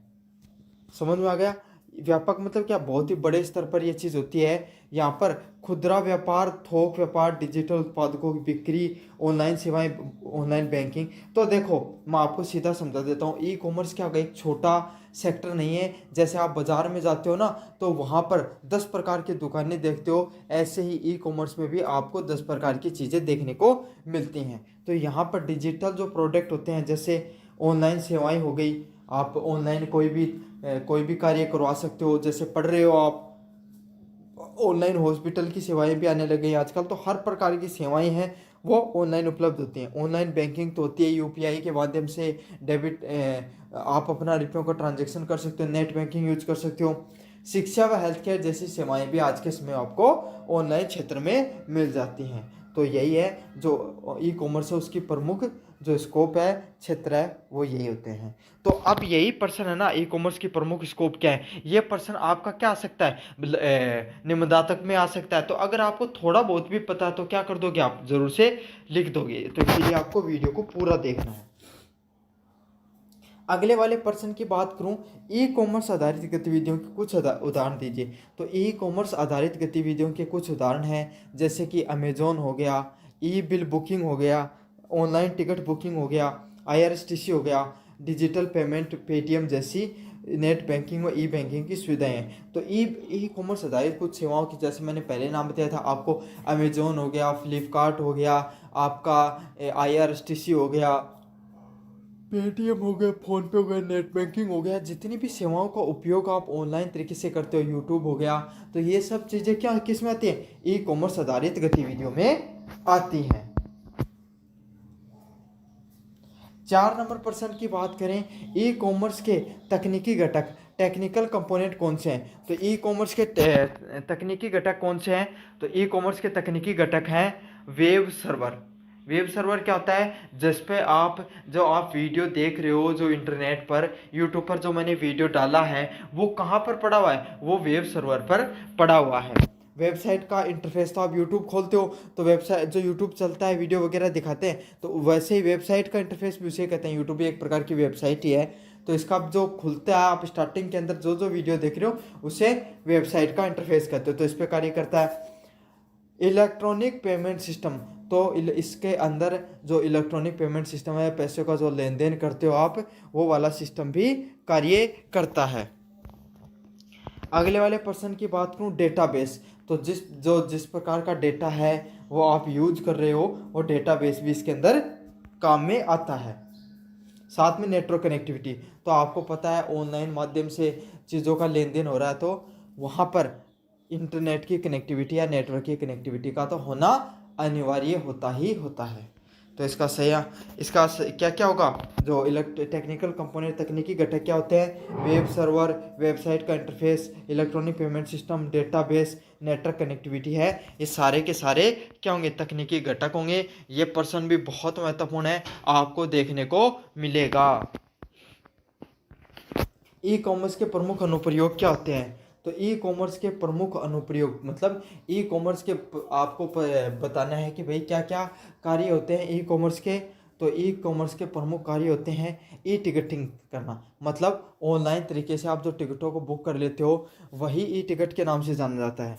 अगले वाला ई बैंकिंग, आप जो नेट बैंकिंग, UPI वगैरह में ट्रांजेक्शन करते हो ना, उसी को ई बैंकिंग के नाम से जाना जाता है। अगले वाला प्रश्न, ई एजुकेशन। ई एजुकेशन मतलब आप ऑनलाइन तरीके से जो मेरे से पढ़ रहे हो, उसी चीज़ को ई एजुकेशन के नाम से जाना जाता है। ई गवर्नेंस, तो ई गवर्नेंस क्या होती है? आप SSO ID पर गए, वहाँ पर आपने कोई फॉर्म भरा, SSO ID पर आप जाकर आप कोई भी पोर्टल में जाकर अपना छात्रवृत्ति स्कॉलरशिप ले सकते हो। वहाँ पर ही आप क्या कर सकते हो? कोई आपका किसान निधि आती है, उसको कर सकते हो। तो जो ऑनलाइन आप सरकारी सेवाओं का लाभ लेते हो कोई भी पोर्टल पे जाकर, उसको ई गवर्नेंस के नाम से जाना जाता है। अगले वाला क्या? और ऑनलाइन कस्टमर सपोर्ट आदि शामिल है। तो इसमें क्या होता है? जो ऑनलाइन रूप से जो कस्टमर की जो सपोर्ट मिलती है, भाई अगर आपको आपने अमेजोन से कोई चीज़ खरीदी, फ्लिपकार्ट से कोई चीज़ खरीदी, सही नहीं आई, तो आप क्या करते हो? कस्टमर केयर वगैरह से बात करते हो, वापस भी रिटर्न भी कर सकते हो। तो यही होती है कस्टमर सेवाओं का सपोर्ट आना। ये सब चीज़ें क्या है? ई कॉमर्स के प्रमुख अनुप्रयोगों में से हैं। ई कॉमर्स फ्रेमवर्क क्या होता है? तो ई कॉमर्स का फ्रेमवर्क संरचना है जो ई कॉमर्स के संचालन को क्या बनाती है? सक्षम बनाती है। समझ में आ गया? मतलब इसका अर्थ क्या होता है कि ई कॉमर्स सही तरीके से कार्य करे, इसी को ई कॉमर्स फ्रेमवर्क के नाम से जाना जाता है। इससे क्या होगा? एप्लीकेशन सर्वर, जो एप्लीकेशन सर्वर होता है वो अच्छे से कार्य करता है। कस्टमर का जो इंटरफेस होता है, जो कोई भी कस्टमर जो इसको यूज कर रहा है। अब अपन अगले नंबर प्रश्न की बात करें, 7 नंबर प्रश्न की, सप्लाई चेन मैनेजमेंट में ई कॉमर्स की क्या भूमिका होती है? तो आपने ई कॉमर्स में कोई भी आपने क्या किया? अमेजोन से कोई भी प्रोडक्ट को बुक किया। अब क्या होगा? आपने तो बुक कर दिया, लेकिन जिसको बुक किया है, जिस दुकान वाले से आपने बुक किया है, आप तो सिर्फ बुक करते हो, लेकिन जिस दुकान वाले ने उसको रजिस्टर कर किया है, उसके पास मैसेज जाएगा, वो पैक करता है, फिर वो सामान इकट्ठा होकर अमेजोन के वेयर हाउस में जाता है कि भाई वो चेक करते हैं कि सही गया नहीं, सही प्रोडक्ट है नहीं है। फिर वहाँ से होकर आपके जो सब हेड सेंटर होता है वहाँ पर आता है, फिर आपके गांव में या फिर आपके जो पास में शहर वहाँ पर आता है, फिर आपके पास डिलीवरी बॉय देकर जाता है। तो ये सारा का सारा क्या तरीके, ये सारी चीज़ क्या है? इसे ही सप्लाई चेन के नाम से जाना जाता है।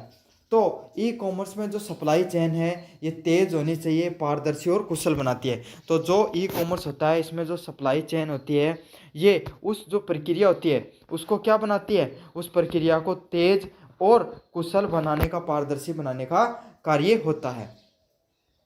इसमें उत्पाद tracking, order management, equity control व ग्राहक सेवाएं बेहतर होती है। तो इसमें क्या होता है, जो उत्पाद की जो ट्रैकिंग होती है, भाई ऐसे पता चलता है ना आपको कि ये उत्पाद है वो चल गया है, तो इतने दिनों में आपके पास पहुंच जाएगा। तो यही सब चीज़ें होती है उत्पाद की ट्रैकिंग, ऑर्डर और मैनेजमेंट से ग्राहक की सेवाएं क्या होती है और बेहतर बनती है इन सब चीज़ों से। भाई आपको पता रहता है कितने दिन में प्रोडक्ट पहुंचने वाला है, तो इससे ग्राहक की जो सेवाएं हैं वो भी बेहतर रहती हैं।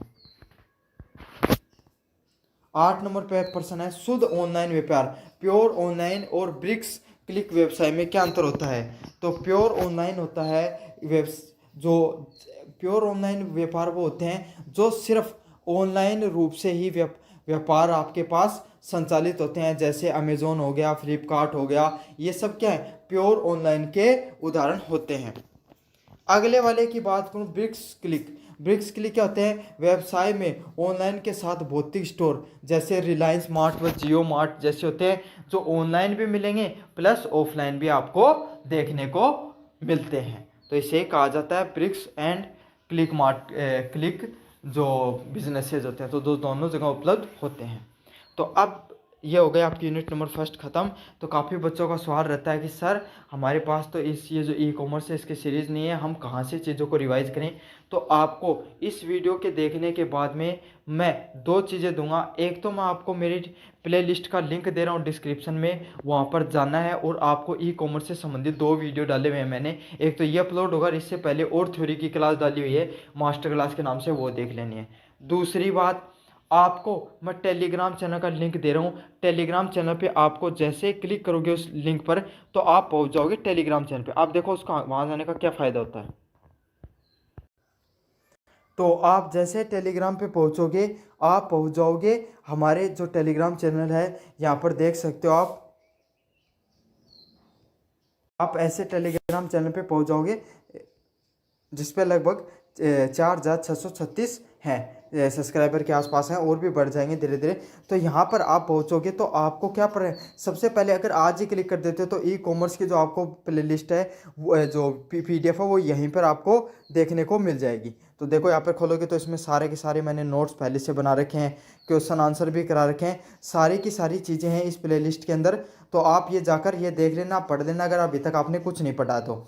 और अगर आपको ये प्लेलिस्ट ऐसे भी नहीं मिले तो आपको क्या करना है, यहाँ पर क्लिक करना है। सबसे पहले यहाँ पर क्लिक करोगे, यहाँ पर जाना है फाइल वाले सेक्शन में। फाइल वाले सेक्शन में जाकर आप ई और ये डैश लगा लेना। समझ में आ गया? ऐसे आप देख लो अच्छे से, इस तरीके से ई लिखोगे, डैश लिखोगे तो आपके सामने ये PDF खुलकर आ जाएगी, ई कॉमर्स 4 सेमेस्टर PDF। समझ में आ गया आपको? जैसे ई डैश लिखोगे तो आपके सामने ऐसी PDF आ जाएगी, और इतने में भी नहीं लिखे तो आगे COMMERCEV लिख देना, आपके सामने PDF खुलकर आ जाएगी। आप डाउनलोड करके इसको पढ़ लेना अपना। तो समझ में आ गया आपको क्या क्या पढ़ना है। तो चलो बात करें यूनिट नंबर 2 की। ऑनलाइन व्यवसाय की योजना, ऑनलाइन प्लानिंग ऑनलाइन बिजनेस का क्या अर्थ होता है। तो कोई भी ऑनलाइन बिजनेस शुरू करने से पहले आप योजना बनाते हो तो उसका क्या अर्थ होता है। तो उसका अर्थ होता है, ऑनलाइन बिजनेस का अर्थ है कि भाई कोई भी आप ऑनलाइन बिजनेस शुरू करके तो उसका पहले से प्लानिंग बनाओगे कि मुझे अपने बिजनेस में क्या क्या चीज़ें रखनी है, कौन कौन से मेरे ग्राहक होंगे, कौन सी तकनीकों का मुझे प्रयोग लेना है, कौन सी क्या क्या मेरी आवश्यकताएं होने वाली है। तो यही है कि ऑनलाइन बिजनेस शुरू करते हो तब आप हर चीज़ का ध्यान रखते हो कि मेरे जो ग्राहक कौन है, कौन सी तकनीक का मैं प्रयोग करूँगा और कौन सी आवश्यकताएं व रणनीति बनानी है। साथ ही साथ इंटरनेट के माध्यम से उत्पाद या सेवाओं को सफलतापूर्ण बेचा जा सके, ताकि जो इंटरनेट है उसके माध्यम से जो जितने भी प्रोडक्ट हैं उनको सही से आप बेचा जा सके। अगर आपको पता हो कि मेरे ये ग्राहक होंगे, मुझे ऐसा प्रोडक्ट बेचना है, सारी चीज़ें प्लानिंग से करोगे तब आपके पास और ज़्यादा लोग आएंगे। अगले वाला प्रश्न है, इंटरनेट की प्रकृति और उसकी गतिशीलता, nature and dynamics of internet क्या होता है। तो इंटरनेट आपको पता है एक व्यावसायिक नेटवर्क होता है जो लगातार विकसित हो रहा है। तो आपको पता है इंटरनेट है वो एक प्रकार का जो व्यवसाय वैश्विक नेटवर्क है, पूरी दुनिया का नेटवर्क है, जो लगातार क्या हो रहा है, धीरे धीरे विकसित हो रहा है। और इसकी गतिशीलता का अर्थ है कि तकनीक, सेवाएं और ट्रेड्स को लगातार निरंतर रूप से जुड़े रहना। तो यही है, इंटरनेट है पूरी दुनिया से जुड़ा हुआ है और इसका जो तकनीक है, सेवाएं हैं, वो लगातार जुड़ी होती हैं, जैसे मोबाइल इंटरनेट, क्लाउड कंप्यूटिंग और सोशल मीडिया। 3 नंबर प्रश्न है, ई बिजनेस मॉडल्स कितने प्रकार के होते हैं? तो ई बिजनेस जो इलेक्ट्रॉनिक बिजनेस होते हैं वो कितने प्रकार के होते हैं? सबसे पहला होता है बिजनेस टू बिजनेस, B2B, मतलब कोई दो व्यापारी आपस में चीज़ों को लेन देन कर रहे हैं, तो वो किस में आता है? बिजनेस टू बिजनेस में आता है। दूसरे नंबर की बात करूँ, B2C, बिजनेस टू कंज्यूमर। तो अगर कोई भी दुकान वाला है, उसने कोई भी, अगर आप उसके पास गए, उसने आपको कोई सामान बेच दिया, तो वो किस में आएगा? बिजनेस टू कस्टमर में आएगा। 3 नंबर होता है कस्टमर टू कस्टमर। तो आपने कोई चीज़ खरीदी और आपको उसकी ज़रूरत नहीं थी और आपने अपने दोस्त को उस चीज़ को दे दिया, तो वो कस्टमर टू कस्टमर आएगा। ऐसे समझ लो कि जो आपके पास गाड़ी है और आपने गाड़ी किसी और दूसरे ग्राहक को बेच दी सेकेंड हैंड, तो वही क्या आता है? C2C के एग्जाम्पल में आता है। अगले वाला ऑप्शन है C2B, कंज्यूमर टू बिजनेस। तो आप क्या होता है, देखो इसका जो B2C का एग्जांपल होंगे अमेजोन, फ्लिपकार्ट। C2C का एग्जांपल होंगे OLX और जो ये क्विकर वगैरह होते हैं ना, वो वाले। C2C का एग्जांपल होंगे फ्रीलांस वगैरह।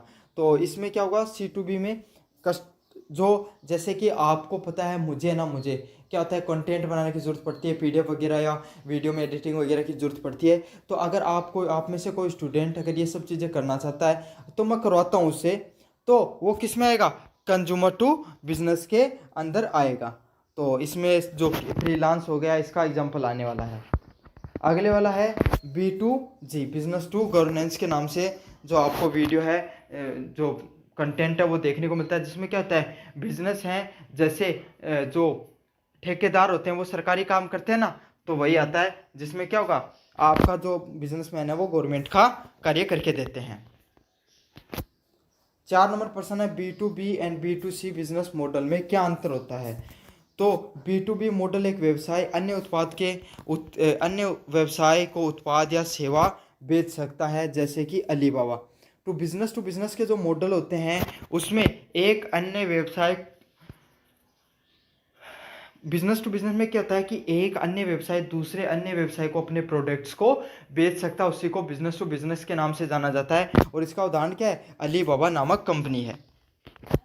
ये भी अमेजोन, फ्लिपकार्ट की कंपनी है, जो कहाँ पे चलती थी? जो चाइना में चलती थी।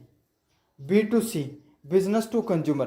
तो इसमें क्या होता है, आप सीधे ग्राहक को अपने उत्पाद को बेच सकते हो, उसे B2C के नाम से जाना जाता है, जैसे अमेजोन और फ्लिपकार्ट।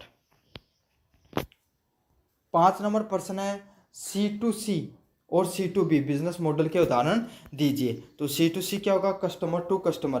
तो ग्राहक वो आपस में लेन देन करते हैं, जैसे कि OLX हो गया, eBay हो गया, उसको किस नाम से जाना जाता है? C2C के नाम से जाना जाता है। जहाँ पर ग्राहक हैं वो आपस में ही चीज़ों का लेन देन कर लेते हैं, वहाँ पे क्या कहा जाता है? उसे C2C के नाम से जाना जाता है। जैसे OLX पे क्या करते हो, आप पुरानी चीज़ों को बेचते हो, तो वहाँ पे एक कस्टमर और जिसको सेकंड हैंड चीज़ चाहिए वो खरीद लेता है। तो ये सही क्या कहता है, ग्राहक दूसरे ग्राहक से चीज़ें खरीद रहा है, उसे C2C के नाम से जाना जाता है। अगले वाले पर्सन की बात करूँ, C2B, कस्टमर टू बिजनेस। इसका उदाहरण क्या होगा कस्टमर टू बिजनेस का? इसका उदाहरण होगा ग्राहक व्यवसाय को सेवा या आइडिया देता है, जैसे कि फ्रीलांस वेबसाइट पर काम करना। तो C2B क्या होता है? Customer to business. जो ग्राहक होता है ना, वो बिजनेसमैन को आइडिया देता है कि आप अगर कोई भी बड़ी कंपनी को अगर कुछ वगैरह कोई काम कराना है, जैसे फ़ोटो एडिटिंग करानी है, तो वो क्या करेगा, एक लड़के को हायर कर लेंगे और वो क्या करे, उसके लिए काम करके देगा। उसे फ्रीलांसर के नाम से जाना जाता है। आपने भी काफ़ी बार फ्रीलांसिंग का नाम सुना होगा। 6 नंबर प्रश्न है, वेबसाइट डिज़ाइनिंग में किन बातों का ध्यान रखना चाहिए? तो कोई भी वेबसाइट डिज़ाइन कर रहे हो, उसमें किन बातों का ध्यान करना चाहिए? तो वेबसाइट डिज़ाइन में आपको जो उपयोग करेगा उसको अच्छा एक्सपीरियंस होना चाहिए, उसको अच्छा अनुभव होना चाहिए, जब वो देखे तो उसको देखने में अच्छी लगनी चाहिए वेबसाइट। उसका इंटरफेस है जो देखने में क्या होना चाहिए, आकर्षक होना चाहिए।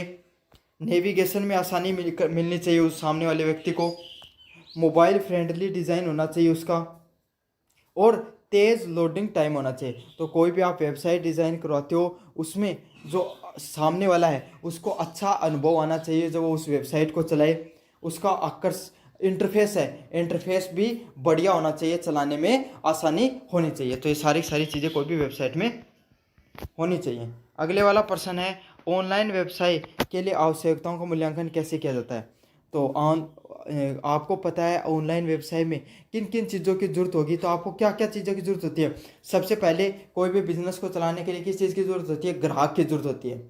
फिर आप किस चीज़ का ध्यान रखते हो, कंपटीशन, मतलब भाई अगर आप कोई ऐसा प्रोडक्ट बेच रहे हो जिसमें कम कंपटीशन आप ही बेच रहे हो तो क्या होगा, तो आपको ज़्यादा बेनिफिट होगा। और ऐसा प्रोडक्ट बेच रहे हो जिसमें ज़्यादा कंपटीशन है तो क्या होगा, आपको पता आपका प्रोडक्ट बिके तो होगा लेकिन कम बेचने के चांसेस है, क्योंकि उसमें आपसे बड़े प्लेयर पहले से बैठे होंगे। अगला क्या, तकनीकी साधन। तकनीकी साधन भी होने चाहिए आपके पास, इंटरनेट या और ज़्यादा साधन भी होने चाहिए। तकनीकी साधन होंगे तभी आप क्या करोगे, ऑनलाइन व्यवसाय को अच्छे से बढ़ा पाओगे। अगले वाला है ऑनलाइन भुगतान के विकल्प। तो आपके पास ऑनलाइन ट्रांजैक्शन के विकल्प होने चाहिए। आपके पास credit card, debit card, UPI, cash on delivery जैसे सारे ऑप्शन आपके पास होने चाहिए।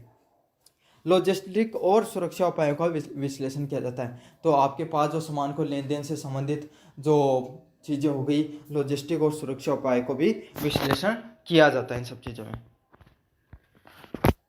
सिस्टम को डिजाइन, डेवलप और डिप्लॉय करने के लिए कैसे किया जाता है। तो कोई भी सिस्टम होता है उसको डिजाइन और डिप्लॉय करने के लिए क्या क्या चीज़ों को ध्यान में रखा जाता है, तो आपकी ये सारी सारी मीनिंग को मैं समझाऊंगा। सबसे पहले बताएं डिजाइनिंग क्या होती है। तो उपयोगकर्ता इंटरफेस और प्रणाली की योजना बनाना। तो डिजाइनिंग यही होती है, कोई भी आपने जैसे आप कोई भी दुकान बनाते हो, कोई भी दुकान बनाई आपने, तो उस दुकान का आपको किस प्रकार की रखनी है उसे तो डिजाइनिंग बोला जाता है। तो ऐसे आप ऑनलाइन में वो दुकान की होती है, वेबसाइट होती है। तो अमेजोन ने अपनी वेबसाइट बनाई, उस पर सबसे पहले क्या क्या चीज़ आएंगी, कौन से प्रोडक्ट सबसे ऊपर दिखेंगे, उसे क्या कहा गया, डिजाइनिंग के नाम से। डेवलपिंग क्या हो गए, तो आपको पता है आपने कोई दुकान बनाते हो तो वहाँ पर मिस्त्री लगाओगे, फिर वो आपका क्या बोलेंगे, फिर उसको जो डेकोरेशन वाले आएंगे, तो इसे क्या बोलते हैं, इसे डेवलपिंग बोलते हैं। लेकिन ऑनलाइन में चीज़ें कैसे कार्य करते हैं, भाई ऐप डिज़ाइनर है वो कोडिंग करेगा, वो सब चीज़ें उसमें की जाएंगी। आप डोमेन खरीदोगे, आप वहाँ पर क्या खरीदोगे, होस्टिंग खरीदोगे, तो वही चीज़ें हैं वो डेवलपिंग में आएंगी। फिर क्या है डिप्लॉइंग। डिप्लॉइंग क्या होती है, आप क्या करते हो, कोई भी वेबसाइट है उसको कोई भी दुकान खोलते हो तो फिर उसका क्या करते हैं, इनॉग्रेशन किया जाता है, उद्घाटन किया जाता है ना उद्घाटन। तो वैसे ही डिप्लॉइंग भी होती है वेबसाइट की, जिसमें वेबसाइट को लाइव रूप से संचालित किया जाता है सर्वर को लॉन्च करने के बाद में। समझ में आ गया। तो इसे क्या कहा जाता है, सिस्टम की जो सिस्टम है उसको डिज़ाइन करना और डिप्लॉय करना, इसके उदाहरण में आता है। तो अब बढ़ते हैं यूनिट नंबर 3 की तरफ। पहला प्रश्न है, ई कॉमर्स संचालन, ऑपरेशन ऑफ ई कॉमर्स का क्या अर्थ होता है। तो ई कॉमर्स का संचालन का अर्थ होता है ऑनलाइन से जुड़े हुए सभी कार्यों को कुशलता से संचालित करना। मतलब ऑनलाइन सिस्टम से जुड़े हुए जितने भी कार्य हैं उनको अच्छे से करना, जैसे वेबसाइट का प्रबंधन करना, भुगतान प्रक्रिया, ग्राहक सेवा, लॉजिस्टिक। तो ऑनलाइन से जुड़े हुए जितने भी कार्य होते हैं, जैसे वेबसाइट को आप मैनेज कर रहे हो, ऑनलाइन ट्रांजैक्शन कर रहे हो, आप जो लॉजिस्टिक है इन सब चीज़ों को डेटा को सिक्योर कर रहे हो, ये सब चीज़ें किस में आती है, ऑपरेशन ऑफ ई कॉमर्स में आती हैं। अगले वाला क्या, भुगतान, ऑनलाइन भुगतान प्रणाली, ऑनलाइन पेमेंट मैकेनिज्म। तो ऑनलाइन भुगतान की जो प्रणाली है जिसके माध्यम से ग्राहक इंटरनेट पर सुरक्षित रूप से उत्पाद या सेवा का भुगतान करता है। तो जो ऑनलाइन भुगतान प्रणाली है जिसमें कोई व्यक्ति है वो सही से अपने उत्पाद को क्या करता है, ऑनलाइन पेमेंट करता है, उसी को क्या कहा जाता है, ऑनलाइन पेमेंट मैकेनिज्म के नाम से जाना जाता है। जिसमें क्या आते हैं, क्रेडिट कार्ड से आप ट्रांजैक्शन करते हो, यूपीआई से ट्रांजैक्शन करते हो, नेट बैंकिंग से आप ट्रांजैक्शन करते हो, वो सब किस में आते हैं, ई वॉलेट से करते हो, वो किस में आते हैं, ऑनलाइन पेमेंट मैकेनिज्म के अंतर्गत आते हैं आपके सारे सारे। 3 नंबर प्रश्न की बात करूं, इलेक्ट्रॉनिक भुगतान प्रणाली, इलेक्ट्रॉनिक पेमेंट सिस्टम के कितने प्रकार होते हैं। तो इलेक्ट्रॉनिक भुगतान प्रणाली के आपके कितने सिस्टम होते हैं, 2 प्रकार की होती है आपकी इलेक्ट्रॉनिक पेमेंट सिस्टम। पहला है क्रेडिट कार्ड व डेबिट कार्ड। तो आपको पता है ऑनलाइन ट्रांजैक्शन आप क्रेडिट कार्ड व डेबिट कार्ड से कर सकते हो, नेट बैंकिंग से कर सकते हो, आपको यूपीआई से, यूनिफाइड पेमेंट इंटरफेस से कर सकते हो, है ना। मोबाइल वॉलेट, फ़ोन पे हो गया, गूगल पे हो गया, इनसे कर सकते हो। और क्रिप्टो करेंसी से कर सकते हो, जहाँ पर क्रिप्टो करेंसी लीगल होती है और ट्रांजेक्शन जहाँ पर अलाउ होते हैं और देश एक्सेप्ट करते हैं आपके। समझ में आ गया आपको। अगले वाला प्रश्न है भुगतान गेटवे। पेमेंट गेटवे क्या होता है? तो भुगतान गेटवे एक मध्यम, देखो पेमेंट गेटवे क्या होता है, आपने कोई भी फ़ोन पे पर अपने दोस्त को रुपए भेजा तो आपने तो सिर्फ क्लिक किया और सामने वाले के पहुंच गया, लेकिन ऐसा नहीं होता है। उसमें क्या होता है, उसमें सबसे पहले आपने जब उसके पास क्लिक करोगे तो उसका मैसेज है वो किसके, सैटेलाइट के थ्रू बैंक वालों के पास जाता है, गेटवे के थ्रू। तो उससे पास होता है तो पहले वो ये चेक करता है कि यह ट्रांजेक्शन हो रहा है, ये लीगल है या नहीं है। फिर बैंक वाले उसको यस कर देते हैं कि हाँ भाई कर सकते हो, मेरा ही ग्राहक है। तो फिर वो वही गेटवे उसको लेकर जाता है कहाँ पर, जो दूसरे वाले के प्लेटफॉर्म पर, उस पर डिप्लॉय कर देता है। तो यही होता है जो ग्राहक, व्यापारी और बैंक के बीच में जो लेन देन की बीच में जो सुरक्षित प्रणाली है और उसे जो तीव्र करने का, फास्ट करने का कार्य करता है, उसे ही पेमेंट गेटवे के नाम से जाना जाता है। जैसे रोजर पे, पेयू एंड सीसी एवेन्यू। तो ये सारे के सारे नाम आपको याद कर लेने हैं। ये किसके होते हैं? पेमेंट गेटवे के उदाहरण होते हैं आपके, रोजर पे, पेयू व सीसी एवेन्यू। 5 नंबर प्रश्न है वेबसाइट पर विजिटर्स को आकर्षित करने के लिए आप क्या रणनीति अपना सकते हो? तो वेबसाइट पर आप अपनी वेबसाइट पर विजिटर्स को लाने के लिए क्या क्या कर सकते हो? एसईओ, सर्च इंजन ऑप्टिमाइजेशन है, वो आप कर सकते हो। जैसे आप अपनी दुकान पर ग्राहकों लाने के लिए क्या क्या करते हो? आप बोर्ड लगाते हो, जगह जगह पर आपने बोर्ड लगाए होते हैं। आप अपने क्या कर सकते हो, पर्चा वगैरह जो भी बांटते हैं ना एडवर्टाइजमेंट के, होर्डिंग वगैरह वो लगा सकते हो, पैम्पलेट बंटवा सकते हो। साथ के साथ क्या कर सकते हो, ये सब चीज़ें होती हैं, आपको क्या करती हैं, ताकि आपकी दुकान पर ज़्यादा से ज़्यादा लोग आएँ। तो उसी के लिए ऑनलाइन में क्या किया जाता है? एसईओ किया जाता है, सर्च इंजन ऑप्टिमाइजेशन किया जाता है। साथ के साथ सोशल मीडिया पे मार्केटिंग कर सकते हो। आपको पता है आजकल काफ़ी इन्फ्लुएंसर यही करते हैं कि वो किसी अपने अकाउंट बना लेंगे सोशल मीडिया पर और उस पर डालते रहेंगे, तो इससे क्या होता है, उसकी फ़ैन फॉलोइंग बढ़ती रहती है। अगले वाला क्या है? Email marketing. आप ईमेल के माध्यम से भी अपनी मार्केटिंग कर सकते हो। ईमेल मार्केटिंग से भी काफ़ी लोग आपसे जुड़े हुए रहते हैं। अगले वाला बात करूं, पेड विज्ञापन। तो आप क्या कर सकते हो, गूगल ऐड के थ्रू पेड विज्ञापन भी कर सकते हो, जिससे नियमित कंटेंट क्या होता है, अपडेटेड रहता है आपका। तो यही इसका सही आंसर होगा। आप क्या कर सकते हो, सर्च इंजन ऑप्टिमाइजेशन कर सकते हो, सोशल मीडिया मार्केटिंग कर सकते हो, ईमेल मार्केटिंग कर सकते हो और गूगल ऐड है वो चला सकते हो। 6 नंबर प्रश्न है वेबसाइट प्रचार। वेबसाइट प्रमोशन के प्रमुख टूल कौन से होते हैं? तो कोई भी वेबसाइट होती है उसको प्रचार करने के लिए जो प्रमुख टूल होते हैं वो कौन से होते हैं? सबसे पहले वाला गूगल एड्स। तो गूगल ऐड के माध्यम से आप क्या कर सकते हो, अपने ऐड वगैरह है वो आप चला सकते हो आपकी दुकान वगैरह के। दूसरा क्या है, फेसबुक व इंस्टाग्राम। तो फेसबुक व इंस्टाग्राम पे आप क्या कर सकते हो, रेगुलर तरीके से अपनी रील वगैरह बना सकते हो। इससे क्या होगा, आपकी वेबसाइट है वो प्रमोट होगी। अगले वाला एसईओ टूल। तो आप एसईओ जो के अलग अलग ऑप्टिमाइजेशन के जो टूल हैं, कीवर्ड वगैरह सर्च वगैरह डालते हो, तो उसे एसईओ टूल के नाम से जाना जाता है। अगला उदाहरण बताओ, ईमेल कैंपेन। तो ईमेल के माध्यम से आपको पता है, आप कोई भी वेबसाइट को जब लॉगिन करते हो तो उसमें आपकी ईमेल डलाई जाती है। वो क्यों डलाई जाती है, कंपनी वाले उसको रख लेते हैं और कंपनी वाले आपको एडवर्टाइजमेंट करते रहते हैं उसके थ्रू। आप अपनी ईमेल के सोशल के ऑप्शन में जाकर देखना, वहाँ पर अलग अलग कंपनियों के ऑफर आए रहेंगे कि भाई टेक्स्ट बुक पे इतना पास मिल रहा है, रेड बस पे 300 रुपये की छूट मिल रही है ना। और अगर आपने और कोई चीज़ का मान लो, तो वो सब क्या करते हैं, ऐड करते रहते हैं। अगला क्या होगा, एफिलिएट मार्केटिंग। तो एफिलिएट मार्केटिंग कर सकते हो, अमेजोन, फ्लिपकार्ट वगैरह हैं वो आपको एफिलिएट करने का भी ऑप्शन देते रहते हैं। अगले वाले प्रश्न की बात करूँ, ई पेमेंट सिस्टम के जोखिम क्या होते हैं? तो ऑनलाइन पेमेंट करते हो तो उसका क्या क्या जोखिम होता है? उसका जोखिम होता है पहला, डेटा चोरी होना। तो आप क्या कर सकते हो, लोग क्या करते हैं आपके ऑनलाइन पेमेंट के लिए क्या क्या कर लेते हैं भाई। ऑनलाइन पेमेंट में जोखिम होता है कि पहले डेटा चोरी, आपका जो सूचना, आपका बैंक अकाउंट नंबर हो गया, ये सब वगैरह चोरी हो सकता है। अगले वाला फिशिंग अटैक। तो लोग आपको पता ना ऐसे डालते हैं कि आपको मिली 8,000 रुपये की लॉटरी, इस पर क्लिक करो। तो आप क्लिक करते हो, 8 लाख रुपये निकालने के चक्कर में आपके अकाउंट में 8,000 रुपये पड़े होते हैं, वो भी उठ जाते हैं। गलत भुगतान करना। तो आपने किसी गलत व्यक्ति को ट्रांजेक्शन कर दिया, तो ये भी इसका एक नुकसान है। अगले वाला क्या, सिस्टम की हैकिंग करना। तो सामने वाला उसने अगर सिस्टम को ही हैक कर लिया तो इससे भी क्या हो सकता है, आपका रुपया वो सही से नहीं पहुंचेगा। अगले वाला क्या, धोखाधड़ी की गतिविधियां। तो लोग क्या करते हैं, आपको गलत तरीके से गुमराह करके आपसे पेमेंट वगैरह करवा लेते हैं। तो धोखाधड़ी की गतिविधियां भी काफ़ी देखने को मिलती हैं। 8 नंबर प्रश्न की बात करूं, ई पेमेंट जोखिम प्रबंधन का क्या विकल्प होता है। तो आप ऑनलाइन पेमेंट में जो जोखिम प्रबंधन करने से क्या कर सकते हो, डाटा इंक्रिप्शन कर सकते हो। मतलब डाटा इंक्रिप्शन का अर्थ क्या होता है कि ऑनलाइन में जो भी आपका डाटा जाएगा वो इनक्रिप्टेड रूप में होगा, कोड के रूप में होगा, कोई भी उसको तोड़ नहीं सकता, हैकर वगैरह हैक नहीं कर सकते हैं। अगला क्या है, 2 स्तर प्रमाणीकरण, 2 फैक्टर ऑथेंटिफिकेशन। तो आप अगर 2 फैक्टर ऑथेंटिफिकेशन अलाउ कर देते हो, लागू कर देते हो, तो उसमें क्या हो जाता है, उसमें फ़ायदा होता है कि आपको पहले OTP भी लगेगा और पासवर्ड भी लगेंगे, तो दोनों साथ होंगे, तो इसमें सिक्योरिटी और ज़्यादा बढ़ जाती है, कोई भी जल्दी से हैक नहीं कर पाएगा। सुरक्षित सर्वर का उपयोग, तो आप जिस भी सर्वर का उपयोग करो, जो पब्लिक वाईफाई हो गए, रेलवे स्टेशन पे, बस स्टॉप पे, उनका उपयोग आपको नहीं करना चाहिए। साथ के साथ जो आपका गूगल पे, फ़ोन पे वगैरह, इनको समय समय पर अपडेट करते रहा करो। इससे क्या होता है, बग वगैरह नहीं आते, वायरस वगैरह नहीं आते हैं।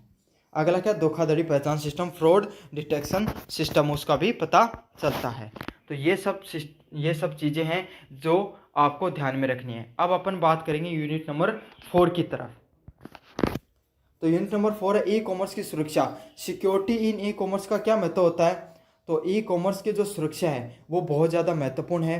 क्यों महत्वपूर्ण है ई कॉमर्स में सुरक्षा, यह ग्राहकों को और सेवा प्रदाताओं के बीच में विश्वास बनाती है। तो ई कॉमर्स में क्या इंपॉर्टेंस होता है, ये आपको पता है, ग्राहक हो गया और जो सेवा प्रदाता है उसके बीच में विश्वास प्रदान करने का कार्य करती है। जैसे कि आपका डेटा चोरी नहीं हो, धोखाधड़ी नहीं हो आपके साथ, और साइबर हमले से आप बच सकते हो। तो इसीलिए कि भाई आपका जो डाटा है, आपका जो पेमेंट कर रहे हो, वो किसी गलत इंसान के पास नहीं जाए, वो चोरी से आपको बचाती है। अगले वाला प्रश्न, ई कॉमर्स के प्रमुख खतरे कौन से होते हैं। ई कॉमर्स के प्रमुख खतरे कौन से होते हैं, हैकिंग और डाटा चोरी होना। तो आप क्या कर सकते हो, आपको वो जो ही ई कॉमर्स होता है, इसमें सबसे बड़ा खतरा यही होता है कि आपका डाटा है उसको हैक किया जा सकता है, उसको चोरी किया जा सकता है। दूसरे नंबर प्रश्न की बात करूं, फिशिंग अटैक होना।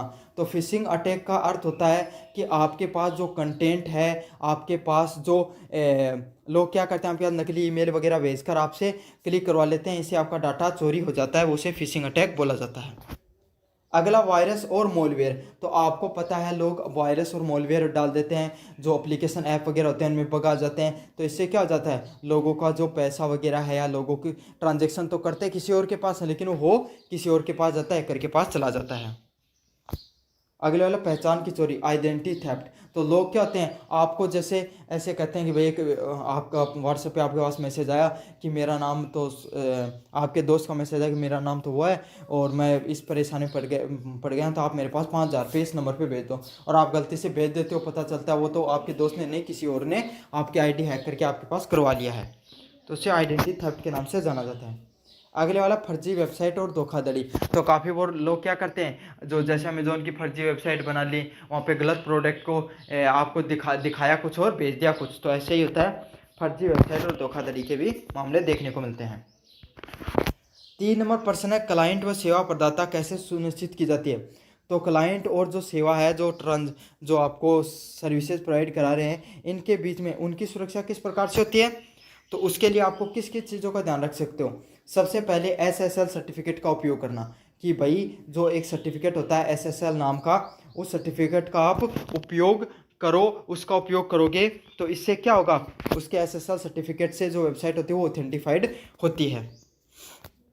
अगले वाला प्रश्न है, पासवर्ड सुरक्षा और OTP का प्रयोग करना। तो आपको क्या करना होता है, पासवर्ड की सुरक्षा करनी होती है, पासवर्ड की सुरक्षा के साथ OTP भी लगाना होगा।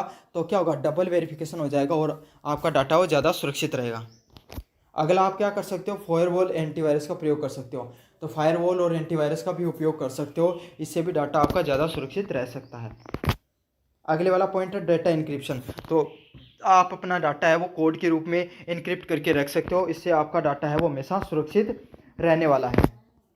4 नंबर प्रश्न, उपयोगकर्ता प्रणाली प्रमाणीकरण प्रणाली। तो उपयोगकर्ता है जो यूज कर रहा है जो सिस्टम को, उसके जो प्रमाणीकरण की जो प्रणाली है वो सही होनी चाहिए। 4 नंबर के प्रश्न की बात करें, आईटी एक्ट 2000, मतलब आईटी एक्ट 2000 का मुख्य उद्देश्य क्या होता है? ये भारत में इलेक्ट्रॉनिक लेन देन की वैधता को बढ़ाता है। तो भारत में जो इलेक्ट्रॉनिक ट्रांजैक्शन हो रहे हैं उसकी जो वैधता है, उसका जो आपको उसके क्या क्या फ़ायदे हैं उसको बढ़ाएगा। और साइबर अपराध की रोकथाम व नियंत्रण के लिए कानूनी ढांचा देता है। तो आईटी एक्ट 2002 का क्या कार्य है? यह आपको साइबर अपराध व रोकथाम के लिए पूरा कानूनी ढांचा आपको प्रदान करता है कि कोई भी लेन देन में फ्रॉड हो गया, और अगर कोई भी आपके पास आपका जो ऑनलाइन ट्रांजैक्शन किया उसमें फ्रॉड हो गया, तो उन सब चीज़ों पे आप कानूनी रूप से साइबर क्राइम में, साइबर पुलिस को आप इन्फॉर्म कर सकते हो। वो किसके थ्रू कर सकते हो? कौन से कानून के थ्रू? आईटी एक्ट 2000 के थ्रू कर सकते हो। जैसे आईपीसी की धाराएं होती है ना, अगर आपने किसी का क्राइम किया तो वैसे ही इंटरनेट से संबंधित आईटी एक्ट 2000 होता है। और याद रख लेना, वर्तमान समय में आईटी एक्ट 2008 लागू है। इसमें अमेंडमेंट कर दिया गया था। इसमें क्या बोलते हैं अमेंडमेंट को? 5 नंबर प्रश्न है, आईटी अधिनियम 2000 के अंतर्गत कौन सी अपराध ऑफेंसेस शामिल होते हैं? तो कौन से ऑफेंसेस अपराध शामिल होते हैं? हैकिंग। तो हैकिंग है वो क्या होता है? आप अगर आईटी एक्ट के तहत अगर हैकिंग करते हो तो आप एक प्रकार का अपराध कर रहे हो। कोई भी व्यक्ति का डाटा चोरी कर रहे हो तो भी आप एक प्रकार का अपराध कर रहे हो। अगले वाले प्रश्न की बात को, अनाधिकृत प्रवेश। तो आप किसी की बिना अनुमति लिए और कोई भी सर्वर में प्रवेश वगैरह करने का प्रयास कर रहे हो तो ये भी आप क्या कर रहे हो? एक प्रकार का क्राइम कर रहे हो। अगले वाला है वायरस फैलाना। और अगर आप वायरस भी किसी के कंप्यूटर वगैरह में डाल रहे हो तो ये भी किस में आता है? एक प्रकार के ऑफेंस में आता है। तो ये समझ में आ गया आपको, आईटी एक्ट में ये सारी की सारी चीज़ें किस में आती हैं? गलत कार्यों में, ऑफेंसेज में आती हैं। 6 नंबर प्रश्न की बात करूं, सुरक्षित इलेक्ट्रॉनिक अभिलेख, सिक्योर इलेक्ट्रॉनिक रिकॉर्ड क्या होते हैं? तो सुरक्षित इलेक्ट्रॉनिक अभिलेख है, रिकॉर्ड्स वो होते हैं ऐसे इलेक्ट्रॉनिक दस्तावेज जिन्हें डिजिटल तकनीक द्वारा सुरक्षित किया जा सकता है। जिन्हें क्या कर सकते हो आप? डिजिटली आप चीज़ों को, तकनीकों के द्वारा चीज़ों को सही से सुरक्षित कर सकते हो, ताकि उनके साथ किसी भी प्रकार की छेड़छाड़ ना होए और प्रामाणिकता बनी रहे। तो जो इलेक्ट्रॉनिक रूप से इलेक्ट्रॉनिक रिकॉर्ड को आप सिक्योर करके रखते हो उसे को क्या कहा जाता है? इलेक्ट्रॉनिक अभिलेख के नाम से जाना जाता है कि उन्हें आप सिक्योर करके रखो ताकि उनके साथ किसी भी प्रकार की छेड़छाड़ नहीं हो। उसे इलेक्ट्रॉनिक रिकॉर्ड के नाम से। डिजिटल हस्ताक्षर क्या होते हैं? डिजिटल हस्ताक्षर आपके जो फिजिकल हस्ताक्षर होते हैं इसी प्रकार के आपके डिजिटल हस्ताक्षर भी होते हैं। ये अगर आपने कोई भी पीडीएफ वगैरह या किसी पर डिजिटल हस्ताक्षर कर दें फिजिकल रिकॉर्ड पे, तो इस चीज़ की प्रमाणिकता हो जाती है कि भाई सही व्यक्ति के द्वारा भेजा गया। साथ के साथ डिजिटल हस्ताक्षर हैं भारत सरकार की संस्थाओं के द्वारा ही, कोई सर्टिफाइड अथॉरिटी के द्वारा ही बनाए जाते हैं। 8 नंबर प्रश्न, आईटी एक्ट 2000 में के अंतर्गत दंड, पेनल्टीज और न्यायिक प्रक्रिया जस्टिफिकेशन क्या है? तो आईटी एक्ट 2000 के अंतर्गत पेनल्टीज और न्यायिक प्रक्रिया क्या होती है? इसमें आपको 1 करोड़ का जुर्माना प्लस डेटा चोरी और कर लग सकता है। तो क्या हो सकता है आपको? इसमें आपको 1 करोड़ रुपए तक का जुर्माना भरना पड़ सकता है आपको, साथ में आपको डेटा चोरी का आरोप भी लग सकता है। अगले वाला, साइबर अपराध के लिए जेल व आर्थिक दंड। तो अगर आपने इस प्रकार का क्राइम किया है इसमें क्या होगा? आपको साइबर अपराध के लिए जेल और आर्थिक दंड भी हो सकती है। साइबर हमलों के लिए आपको एडजस्टिंग ऑफिसर और साइबर अपीलीट ट्रिब्यूनल की व्यवस्था की जाती है। तो इन सब चीज़ों को आपको किया जाता है। तो ये पूरा का पूरा आपको जो मैंने वेरी शॉर्ट टाइप क्वेश्चन वो करवा दिए थे, पीडीएफ टेलीग्राम पे डाली हुई है, जाइए पढ़िए और अपने दोस्तों को जरूर से शेयर कीजिए। धन्यवाद।